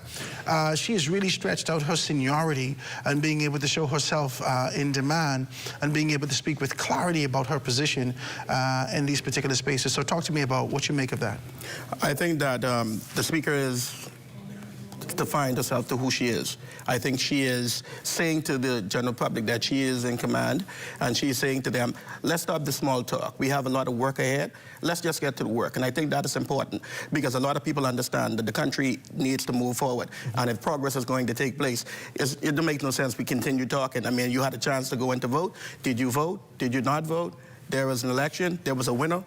And there it goes. So now it's back to work. I feel like we are identifying this through the tea leaves and just trying to be able to look at the minutiae, the small details in the matter, to make a determination. And a lot of persons are trying to make a case for the Free National Movement to say that this is why they lost, because of the relentless corruption that exists in the PLP. This is why we lost, because they thief it. This is why they lost. They cheat. This is why we lost. You know what I mean? Like, but for so much of us here in the public, as we look at the Free National Movement and we look at their position, I feel like a lot of us are kind of assessing the fact that you've lost because there's no unity in the organization. Talk to me about it. You use two words in there. You use the word unity and you use the word organization. Mm-hmm. If you're disorganized, you cannot be united, sir. Point blank. If you want to be united, you have to be organized. The Free National Movement has not reflected themselves as an organized entity. Never have they done so in this 5 years. Confusion. No, there's no organizing in the confusion. You call that Babylon, sir. Babylon. That's who you are. It's Babylon. Yeah, I'm trying to show you the baby in the lawn. This is what I'm trying to tell you. You're doing a lot. You're acting like an infant. You're doing a lot today. I mean, you're fussing and you're pussing and you're complaining and you're crying. Who likes a crying baby all night long? We love the baby, but we don't like you crying. My God. So you need to stop. You need to stop. You need to go and fix your problem first. You cannot say your house is corrupt. Your house needs to be repaired. You yourself is showing that you need assistance. You need help. You need a miracle. Get to work, F&M, fix yourself, come back to us and show us, prove to us that you're capable of actually running the Commonwealth of the Bahamas. I truly agree with that, Garth, but what we have seen is we've seen a race for leadership. We've seen Michael C. Pintard as the leader of the opposition show himself and say that I'm the leader, and there is one leader there. And then you're seeing that Mr. Brave Davis, Prime Minister, he is showing you that he is the true leader. He is the architect. He stood behind every one of his candidates. And what you saw on those banners, you saw the leader. Then we saw the banners of Mr. Michael C. Pintard that says next level. But we're still trying to figure out which level you're talking about. You might have been good for Marco City. You might have been an excellent representative for Marco City. But when we look at the wider Bahamas, the people just didn't agree with that. You think that the Free National Movement recognizes this? Internally, there was an expectation as we was looking at this. You and I spoke about it, Garth and I spoke about it separately. I don't think we had a collective conversation just yet, but we made some assessments and indicated that in the event that the Free National Movement loses, there's an expectation that they take a particular course, that course of integrity, political integrity, that course of transparency, that course of tradition. They have gone contrary to that course. They have not taken that course. They've gone in a different direction entirely of being able to retain the leader and said, we're not just going to be able to retain him, we're also going to reject the concept of being able to have our convention now, which was supposed to be due in June 2nd, 2024. And they pushed it all the way to October 2020, I'm sorry, from June 2nd, 2024 to June 2nd, 2026, every 2 years from a constitutional standpoint. They pushed it all the way till October of 2027, and a lot of persons are looking at this and trying to be able to make this kind of an assessment. Are they just being able to turn over the apple cart of tradition? Are they just doing this for the sake of being able to do this? Or is there a fear in the organization that there is no one to lead the organization? Talk to me. That sounds like a good part there. I'm looking at their council and what they need to do to move forward. If you're looking at a leader that have taken his crew to war, you said that he has lost 2 by-elections. Okay. He's lost a general election. He's lost a chairman. He's even lost a deputy. Mm-hmm. We have never seen that in the political arena. I've never seen it before. So we have some other persons who have succeeded. They have gone and they say, hey, that's it. We're going to go into the wind. We're going to step aside. We're going to let somebody else to lead. But we're not seeing that right now. We are seeing that the pieces are not being put together. So what do? So you're still looking to say whether or not Mr. Rawlings may be a potential. One of the senators may become a potential. This is things that people are still looking on. Who is going to be the man of the party? But we know that it cannot be Michael C. Pintard. That's for a fact. We know it shouldn't be. It shouldn't be. It can. If it does, then we say, let's see you back in 2036. I didn't expect him to be... That's what I'm saying. We come by faith. By faith, they found themselves in this kind of position. I didn't expect him to be here after that defeat. There was this expectation. I don't know. I watched some politician. I won't call your name because you don't want people to look at you in a particular way, so let me be decent. there's a politician that put some information out there that the Free National Movement would have won 30 seats, and that the PLP would have won about 6 seats, and that the independents would have won, you know what I mean? Like, this is what I've seen, right? And I looked at that and I said, where do people get their information from in this country? You and I was on the ground in every constituency. For 2 years, we've been calling. For 2 years, 2.5 years ago, I did a survey to identify who was going to be where. I get nothing but backlash from the survey, but the truth is the survey was accurate. Wow. The survey was accurate. People call me and tell me, Howard, the survey is absolutely accurate. The PLP has been doing their own their interventions and identifying the polls internally, and your survey is not a far off, Howard. 2 years ago, 2.5 years ago, we would have said, Garth and I being able to sit, and you would have been, you listen to us all the time, right? You said the same thing. I heard you. I heard you when you said it. Garth and I had conversations and said, there are 10 people in the PLP that needed to be able to shift. There are 10 constituencies that need to shift. This constituency need this type of person. This constituency need this type of person. If they don't pair this with this, if they don't do this with this, the PLP can be in a difficult space. The PLP moved and transformed every one of the constituencies that we spoke of. Let's be clear about this. That, coupled with the Safe with Brave, has taken him over the top. Talk to me, Garth. Boy, Howard, you hit me hard tonight. I am still in shock, Howard, because I'm so stuck at the fact that Michael C. Pintard is still the leader of the Free National Movement after all of that. I think we got to get over that, though. We? You know, we in this? No. I got to get over this. No.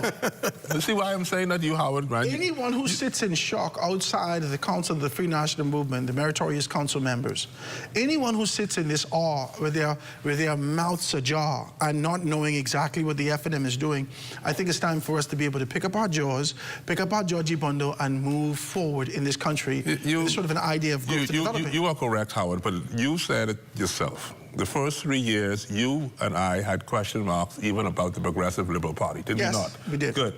What made people feel safer with Brave is that they were more afraid of Michael C. Pintard. Leslie Miller said it correctly. Definitely. If Michael C. Pintard was more enticing, more loving, more attractive. Let's take on a personality like the deputy leader, Shannon Cartwright, who's known you can start from him now. To ride. Again, he's going to start from again. Yeah, but you're riding on a bicycle through St. Barnabas.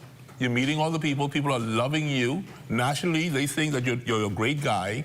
And then you're looking at the leader who's more militant. He's more of an assassin in terms of a character. He's looking for people to attack and to destroy. That's not attractive at all.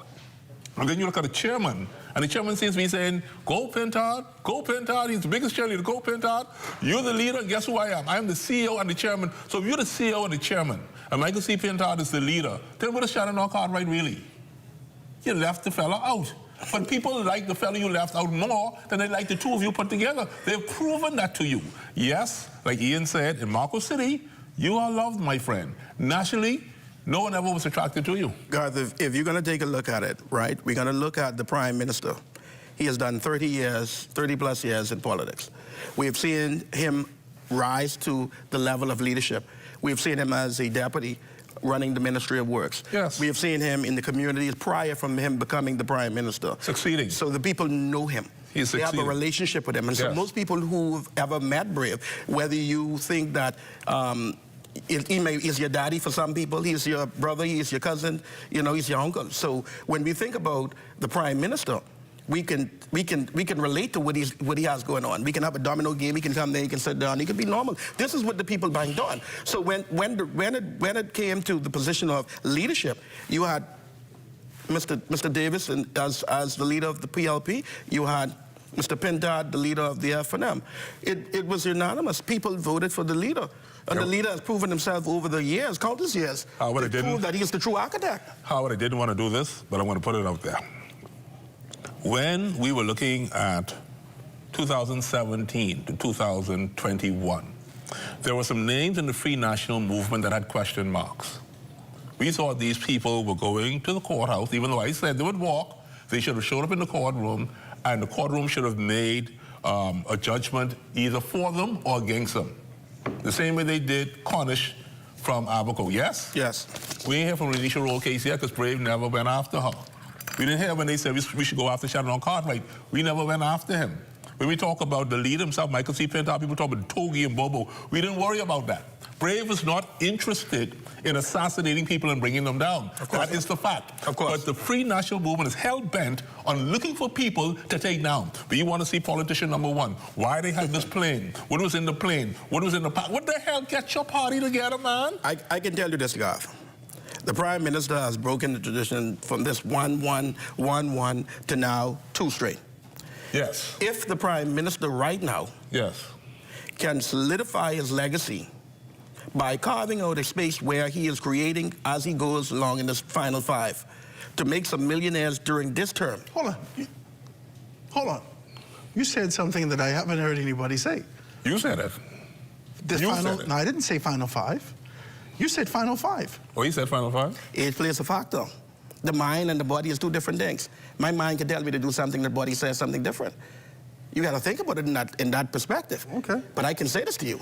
If he can make some millionaires and open some doors for some things to happen within this 5 years now, Brave will be single-handedly, if not the best Prime Minister we have seen. But Howard, and I know you have to reflect on that, Howard. Not just reflect, I got to take a break. But he said carving, Brave carving. I'm saying to you, Brave ain't got to do much because Michael C. Pintar knows are allowing him to do as he wishes. It ain't hard for Brave Davis to do this. This is going to be done. I will prophesy to you tonight that it will be done. I like Guys, that. Quick commercial break. We're going to take this quick commercial break right here on the Rundown. I'm going to be right back after this.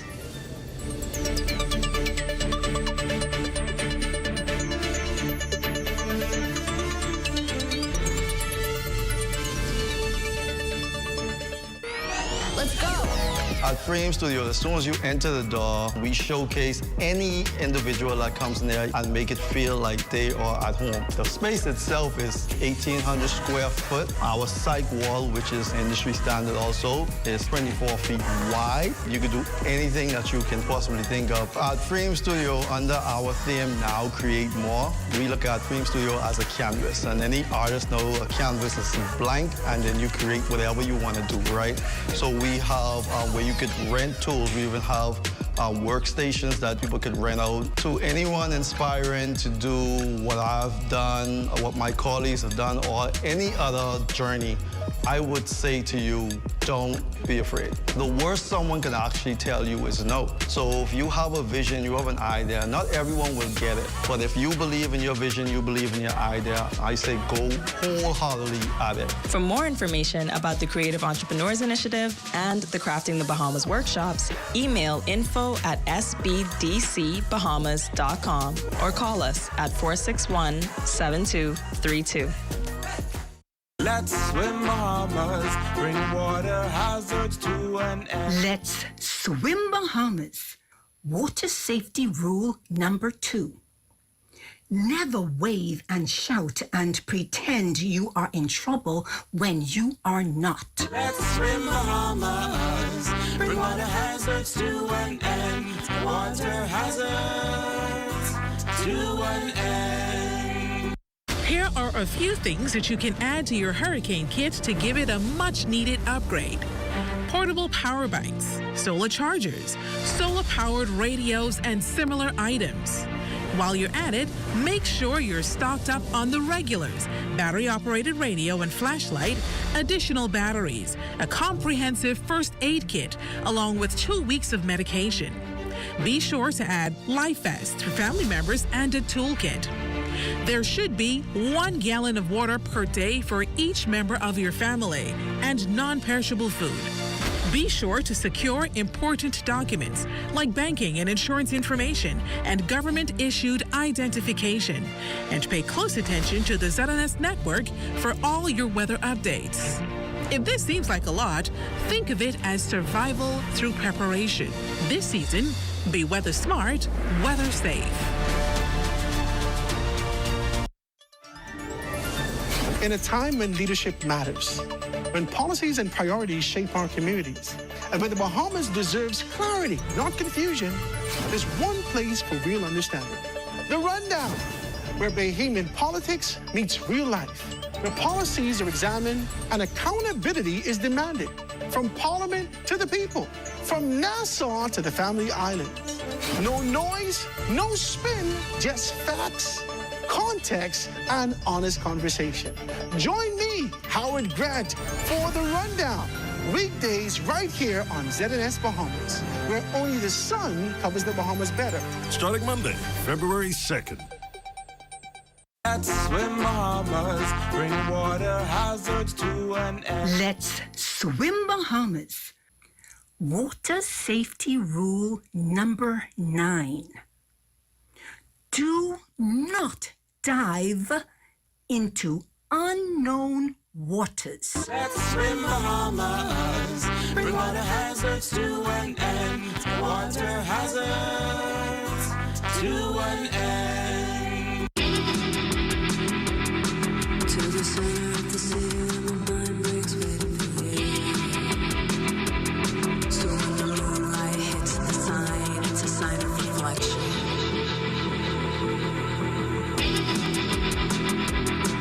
To the city, there's a flame picture of you.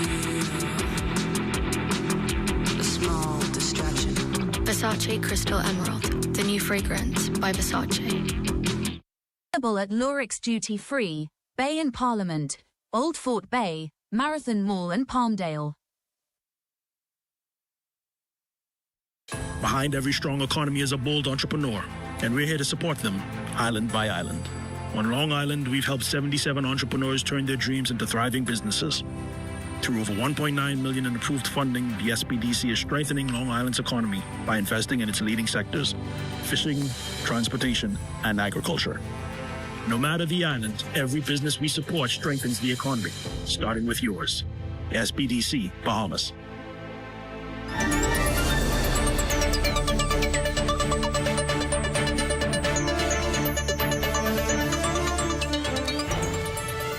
And we are back, ladies and gentlemen. This is The Rundown. I am Howard Grant. Grateful that you're here with us this evening on this beautiful Wednesday evening, June 10th.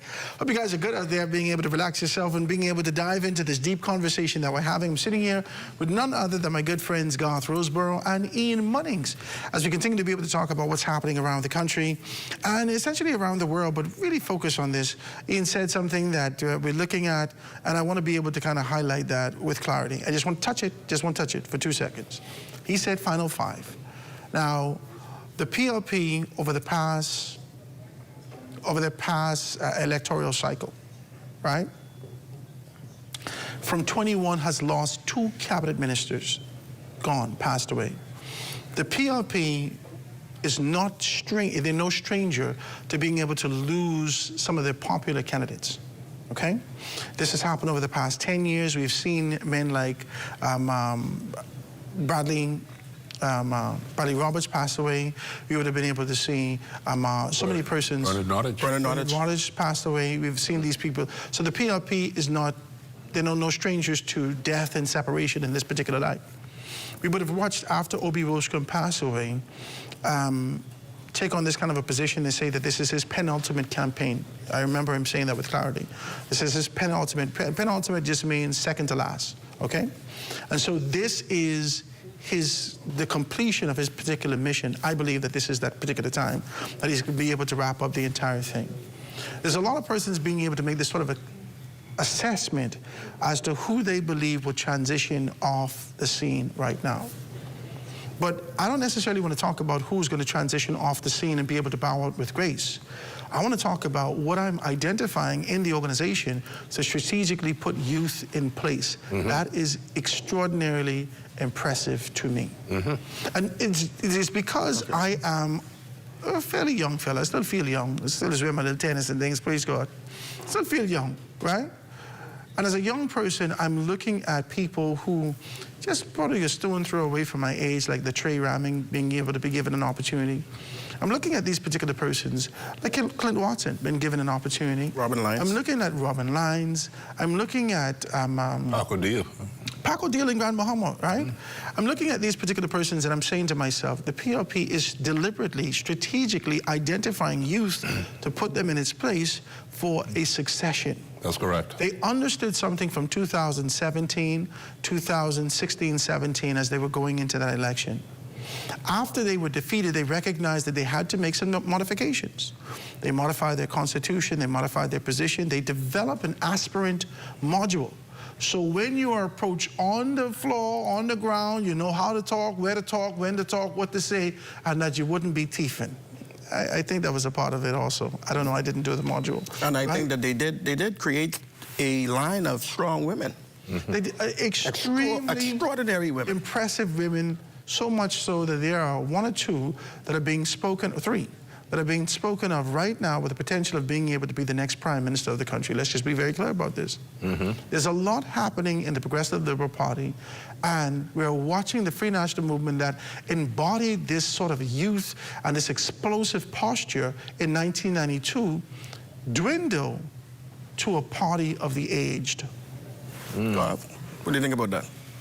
I like everything what Howard is saying because I'm thinking of the PLP in terms of even the person of Gladys Hannah Martin, right? And like Cynthia Mother Pratt, who's now the governor, right? Iconic. So what happens in the PLP is when young ladies come into the party, these women are looked at with the utmost respect. But respect is also given to the young ladies to say, you know what, you can actually do this. You can actually do this and do better. And there's a pulling together, as it were, in the Progressive Liberal Party. It seems to me from the outside looking in the Free National Movement that the minute a young person comes in, there's an automation that says, you got to keep your distance.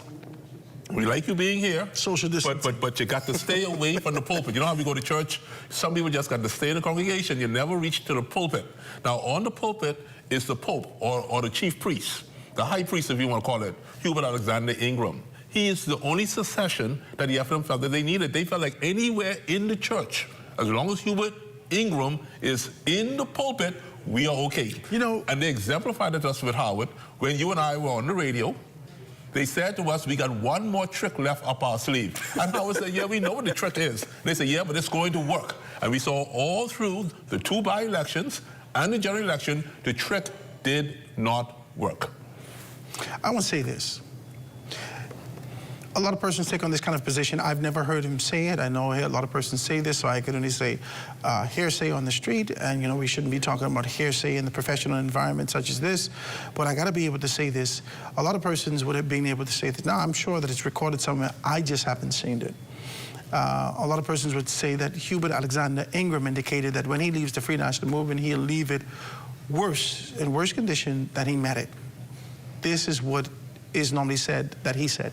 I don't know if he said that. I can't say. But I can say this. If you fail to plan, you plan to fail. The failure of the Free National Movement is as a result of not being able to identify the next tier of leadership, the next, he put all of his chips on Dwayne Sands, a loser. Not the bottom. This is what you want me to say. You always want me to what you want me to do? I'm gonna drink my water. I'm gonna have to drink my water.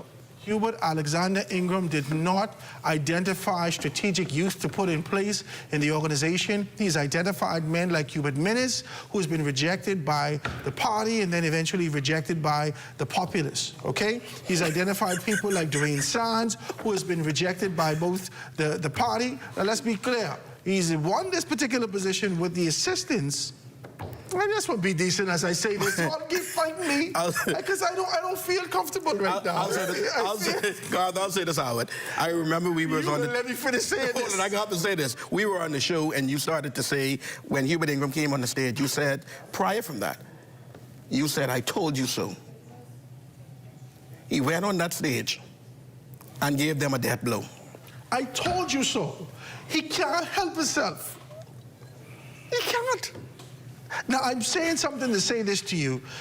Whether he said it or he didn't say it, that is neither here nor there. But not planning for the Free National Movement to be able to identify and strategically put persons in place has dealt them a death blow.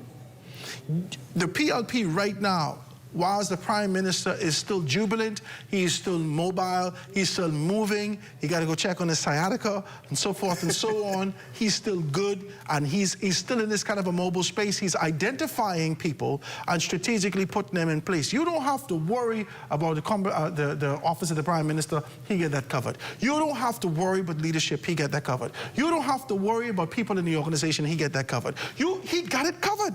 Yeah, but and he doesn't have it covered with these men of old. He has it covered with youth. And those persons are being undergirded by these men who are seasoned and saying, listen, maybe you shouldn't do that. Maybe you shouldn't do this. Maybe you should move like this. Consider this. Hey, what do you think about this? The PLP are excellent recruits, and they have not stopped campaigning from 2016 up to this particular point. And so I say all that to say the Free National Movement needs to start their campaign. They need to go from island to island. They need to start to touch people in those particular islands. They need to identify the talents. They need to absorb it into their fold. They need to be able to sell the organization again.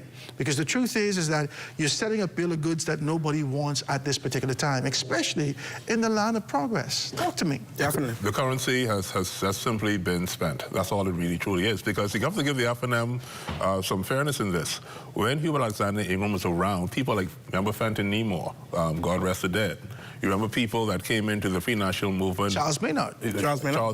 They made great individuals, and they were surrounding Hubert Alexander Ingram. They did well. What happened, but though, I've said this to you before.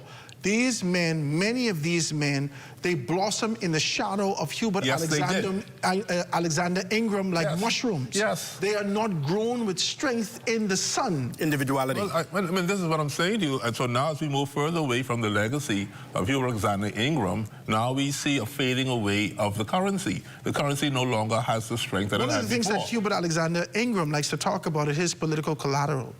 I think that the past two by-elections, though he tried his hardest, his darndest, to distance himself from it, he did his best to distance himself.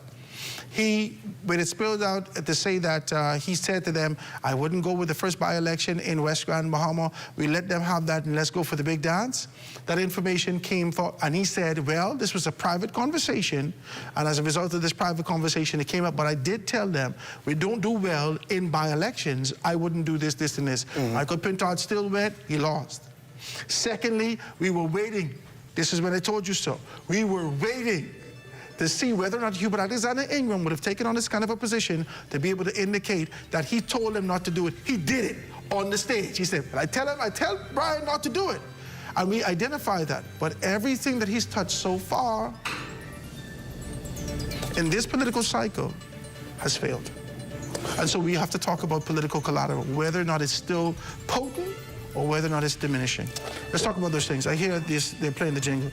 Let's take a quick break, guys, and we'll take this break, and we'll be right back after this.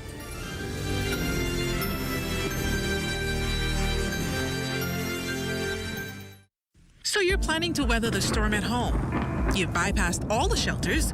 Your preparation is complete, and so are your emergency kits. You're ready. But what happens if the storm changes direction and it's a direct hit? What's your evacuation plan? If you don't have one, make one. And remember, take into account the location of your house, whether it's near beaches, canals, or it sits in a flood-prone area, and be realistic about the evacuation plan. Plan what to take. In its simplest form, take only what you cannot afford to lose. Have a go bag ready and a discussion beforehand what bag contents should consist of, like toiletries, medication, change of clothing, and important documents in a waterproof folder. Take inventory of your home, pictures included. Make sure your vehicle has a full tank of gas. Decide your destination and the best route. If you can't get out, find safety in the highest level of your home. And as always, be sure to pay close attention to the ZNS network for weather updates. This season, be weather smart, weather safe. I am a master plumber by profession. I've been doing plumbing for over 40 odd years. When I was 9 months old, I was diagnosed with polio.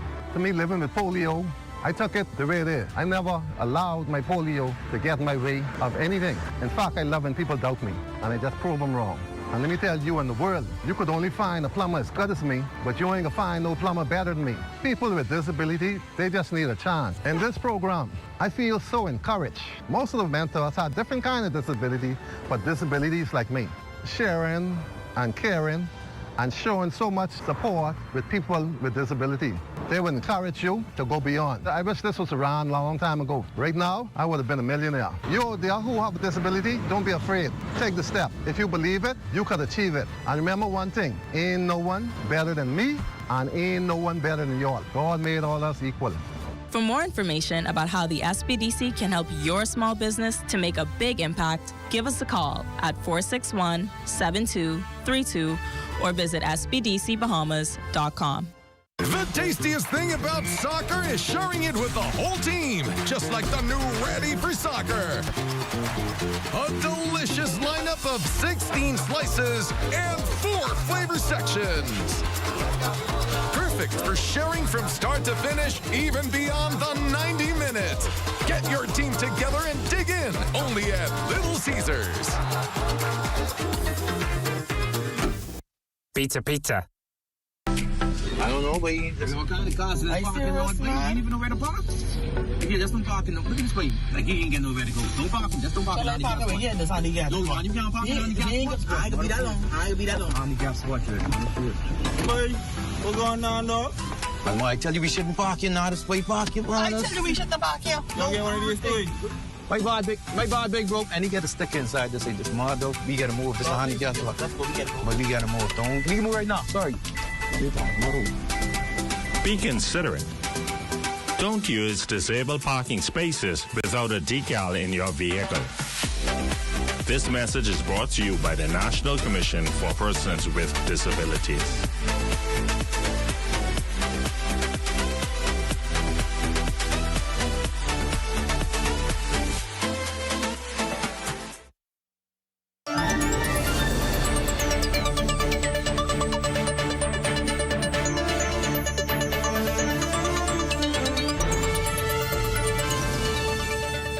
And we're back, ladies and gentlemen. This is the Rundown with Howard Grant. They have pushed me to the point of no return. That's them. And then don't blame me. Don't blame me when they say don't blame me and they tell you what they vote. That is none of your business, guys. I'm here sitting with none other than Garth Roseborough and Ian Munnings, being able to have a great conversation. Ian, you said something on the break. Tell the people what you're talking about. Talk to me. See how would like to throw me under the bus like that, God? Why I would like to throw me under the bus, man? God, you started to say something earlier, but I would like to throw me under the bus. Tell the people what we talk about. But you asked the question. You asked if Andre Rollins is potentially putting himself in position for leadership. I said to you that if the powers to be within the F&M ranks, if that was going to happen, that would have already taken place. Andre Rollins doesn't necessarily have to, you don't need the, okay, so let's be clear. Okay, guys, if you're listening in and you're watching and you don't understand party politics, you know that Howard Grant was presented to be the chairman of the Free National Movement back in 2016, 17, something like that, and I was beat out by Carl Culmer. Now, this didn't happen, like, I didn't jump up and say, I want to be the chair. It doesn't work like that. Not in party politics, it doesn't work. You go through a process, people call your name in rooms that you're not privy to, you don't get in these rooms. When your name is called, somebody calls you that you don't know. This is what happened to me. And they said, would you consider boom, boom, boom? And after that consideration, they give you these particular opportunities, and then you find yourself in this position, so forth and so on. The entire thing, just like Hollywood, is rigged. Let's just be very clear. It's rigged, okay? You want to talk about democracy, but it's really not. So, nonetheless, what Ian is saying is correct. In the event that the powers that be decided that they wanted a different leadership, this would have been the succession plan. However, it seems as though there's sort of a cost to being able to take on his own agenda. It seemed after his agitation, I would like to believe that this is his character, but he's tenacious. I've always said that he is very strong, he's articulate, he's insightful, and he's well informed. And he's using that strategically in the House of Assembly, in my view, because we're viewing him in contrast to the leadership that exists there and looking at what the expectations are from the Free National Movement in the future. So us, the populace, us, those that from the external standpoint are looking at him and saying, I think this guy would be good for the leadership of the Free National Movement. That may be the plan. Talk to me. Okay, so here's what we're looking at. Let's go ahead and just chop it up. When you want to talk about security in the Free National Movement, the first seat I mentioned to you, you know it's secure. St. Anne's. Definitely. If I give you a nomination for St. Anne's, you basically safe. Yeah. Your chances of being safe is almost at 100%. Yeah. If you're a Free National member. Central Grand Bahama, St. Anne's, and Long Island. Okay. Now, we saw a void in Long Island. We saw Dr. Andre Rollins in his practice, doing his thing. We said, you and I was looking for a seat for the chairman. They said, where could he go and be what? Secure. The chairman shop every seat. Well, I just being decent with you. I don't know why. What's the point? When we spoke about the deputy leader considering leaving St. Barnabas, because remember now it's all hush-hush. We wasn't supposed to think that way, but we saw the proof was in the pudding when he went to St. James. He could not beat Michael Halkitis. We knew that. So again, what about Long Island? Because we were always questioning Adrian Gibson. Would Adrian Gibson stay? Is there going to be a court case? 2 fractions of the organization went down to Long Island to present themselves, including my very good friend, Granville McCartney, when he went down with Hubert Minnis. You remember this? Yes. Okay. You remember this? Hubert Minnis was on a book tour. You remember this? I got to say the little quotation. They were campaigning secretly. Right? Yeah, definitely. He took his contingent with him, and they shopped these particular things. You understand? So there were a lot of people that Long Island rejected. Okay, so let's look at the security of Long Island. Whoever is going into Long Island, even though we were doing the airport down there, used the word we, progress. Even though we're looking at banking, progress. Even though we're looking at the dock, progress. People were saying, Long Island, we is what? FNM. Don't care what you give us, 20 million, that's okay, we'll take it. But we is FNM, that's what they say. When we saw the name Dr. Andre Rollins for Long Island, in my mind, I knew they wanted to secure him. Secure him for what? It wasn't just an ordinary seat. Long Island is a seat of legacy. St. Anne's is a seat of legacy. That's all I'm simply saying to you. Central, seat of legacy. When you talk about Angliston, that's a legacy. That's a legacy. Okay. In this capacity that we sit here at the Broadcasting Corporation of the Bahamas, ZNS, top of the hill. For all people, yes. Let's be very clear. Yes. I can only speak with absolution and absolute completion with information that we know. Now, if I was on my internet show, I would have told you the allegations and speculations that would have been able to float to the forefront and indicate that former leadership has identified another horse. That's what came to me. Did you hear this? No. Former leadership of the organization has moved their support from one horse to another. So if you move it from one horse to another, why that horse still in the leadership? No.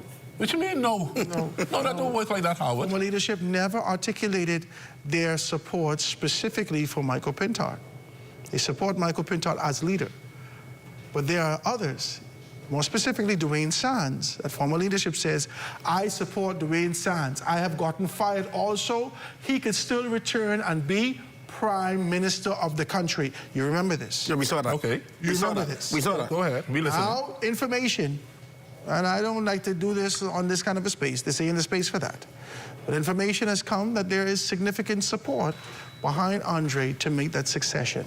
Now, I don't know why the time lapse. I don't know why the delay. I don't know why the wait until October 2027. I don't know what is the expectation to be able to emerge between now and 2027. All I know is you're losing time, and whoever is going to win that you're looking at between now and 2027 will not have time to get to know the people and will not have time to put together a strong team by 2028. By midsummer, September 2028, they're already back in campaign mode. Boom.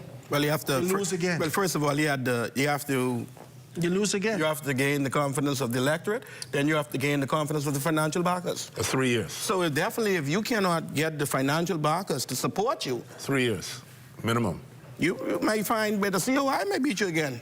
But guess what? If the COI stays in place. If they stay in place. Here's what the progressive... COI is going to have to recognize, and they're possibly going to have to be able to look at the succession of another leader. As much as Lincoln has been able to really put fire under the organization and really been able... Lincoln is an attraction unto himself. Let's just be very clear. Anytime he cuts this thing on, 7,000 people run to him. Lincoln is an attraction unto himself. They've made memes about Lincoln. Lincoln is good, but I believe that that sort of an entertainment will diminish because people need to be able to hear it and see it on a consistent basis. And I believe with time, people would like to see the organization is viable, just like what we saw Brandon McCartney move, and then Chris Mortimer found an opportunity, and then Chris Mortimer moved, and Orinthia Komolafe found an opportunity in the DNA. There needs to be a transition in the organization. Lincoln don't have to leave entirely, but that leadership spot needs to be open enough that persons like Dr. MacGyver or other persons can be able to really present themselves with the strength that they have to step in there. That's what I wanted to say. Well, while you're gathering your thoughts at this time, right, Howard, one must think about the Progressive Liberal Party. And it's like a basketball team. The bench is deep. They can call off the bench. And star players. They can call off the bench a star player. We have seen Mr. Everybody is the sixth man. We have seen Mr. Davis grab this team, convert Mr. Fitzgerald to the Senate. He's a minister now. Michael Akitas. We've seen him grab Michael Akitas before. Minister of Finance. Minister of Finance. Powerful. We've seen him now grab one of the architects, Mrs. Barbara Cartwright, to the Senate. Minister of Social Services. Minister of Social Service. One of the hardest working persons within the system. I call it the office. And if you've seen that particular kind of chessboard and you see the movement, you realize that he ain't just trying to do this just for one play. I think I'm going to be very clear with you. Let's be clear. Let's be honest. Let's have a transparent conversation. Give me a moment of vulnerability. You're letting the PLP outmaneuver you on every single move. Every move. Both political organization, any other political organization in the country. The PLP is such an attractive organization. Those persons who have never considered being PLP are now looking to them, are now reaching out to them, are trying to find out a way in their position. Not with the desire to be able to, oh, I want to be an MP, or I want to be a... They have a desire to strategically be able to support this organization and find themselves being able to participate and you're quite correct, Howard. development. God, Mr. Davis, is the MacGyver. No, the key... 30 years, this is the Mr. key MacGyver. to victory in 2031 is the bridge to the future, which is the young people. Yes, definitely. That bridge has now been built. You've seen it. The Free National Movement has not built the bridges You yet. say that... They blew up their bridge. Former Prime Minister Perry Gladstone Christie tried to be able to build this proverbial bridge. He has done it. And he, in the interim... Brave Davis has done it. And in the interim, he lost Renwick Bells, Andre Rollins, and Gregory Moss. Yes. If you remember that. This was throwing out the baby with the bathwater scenario.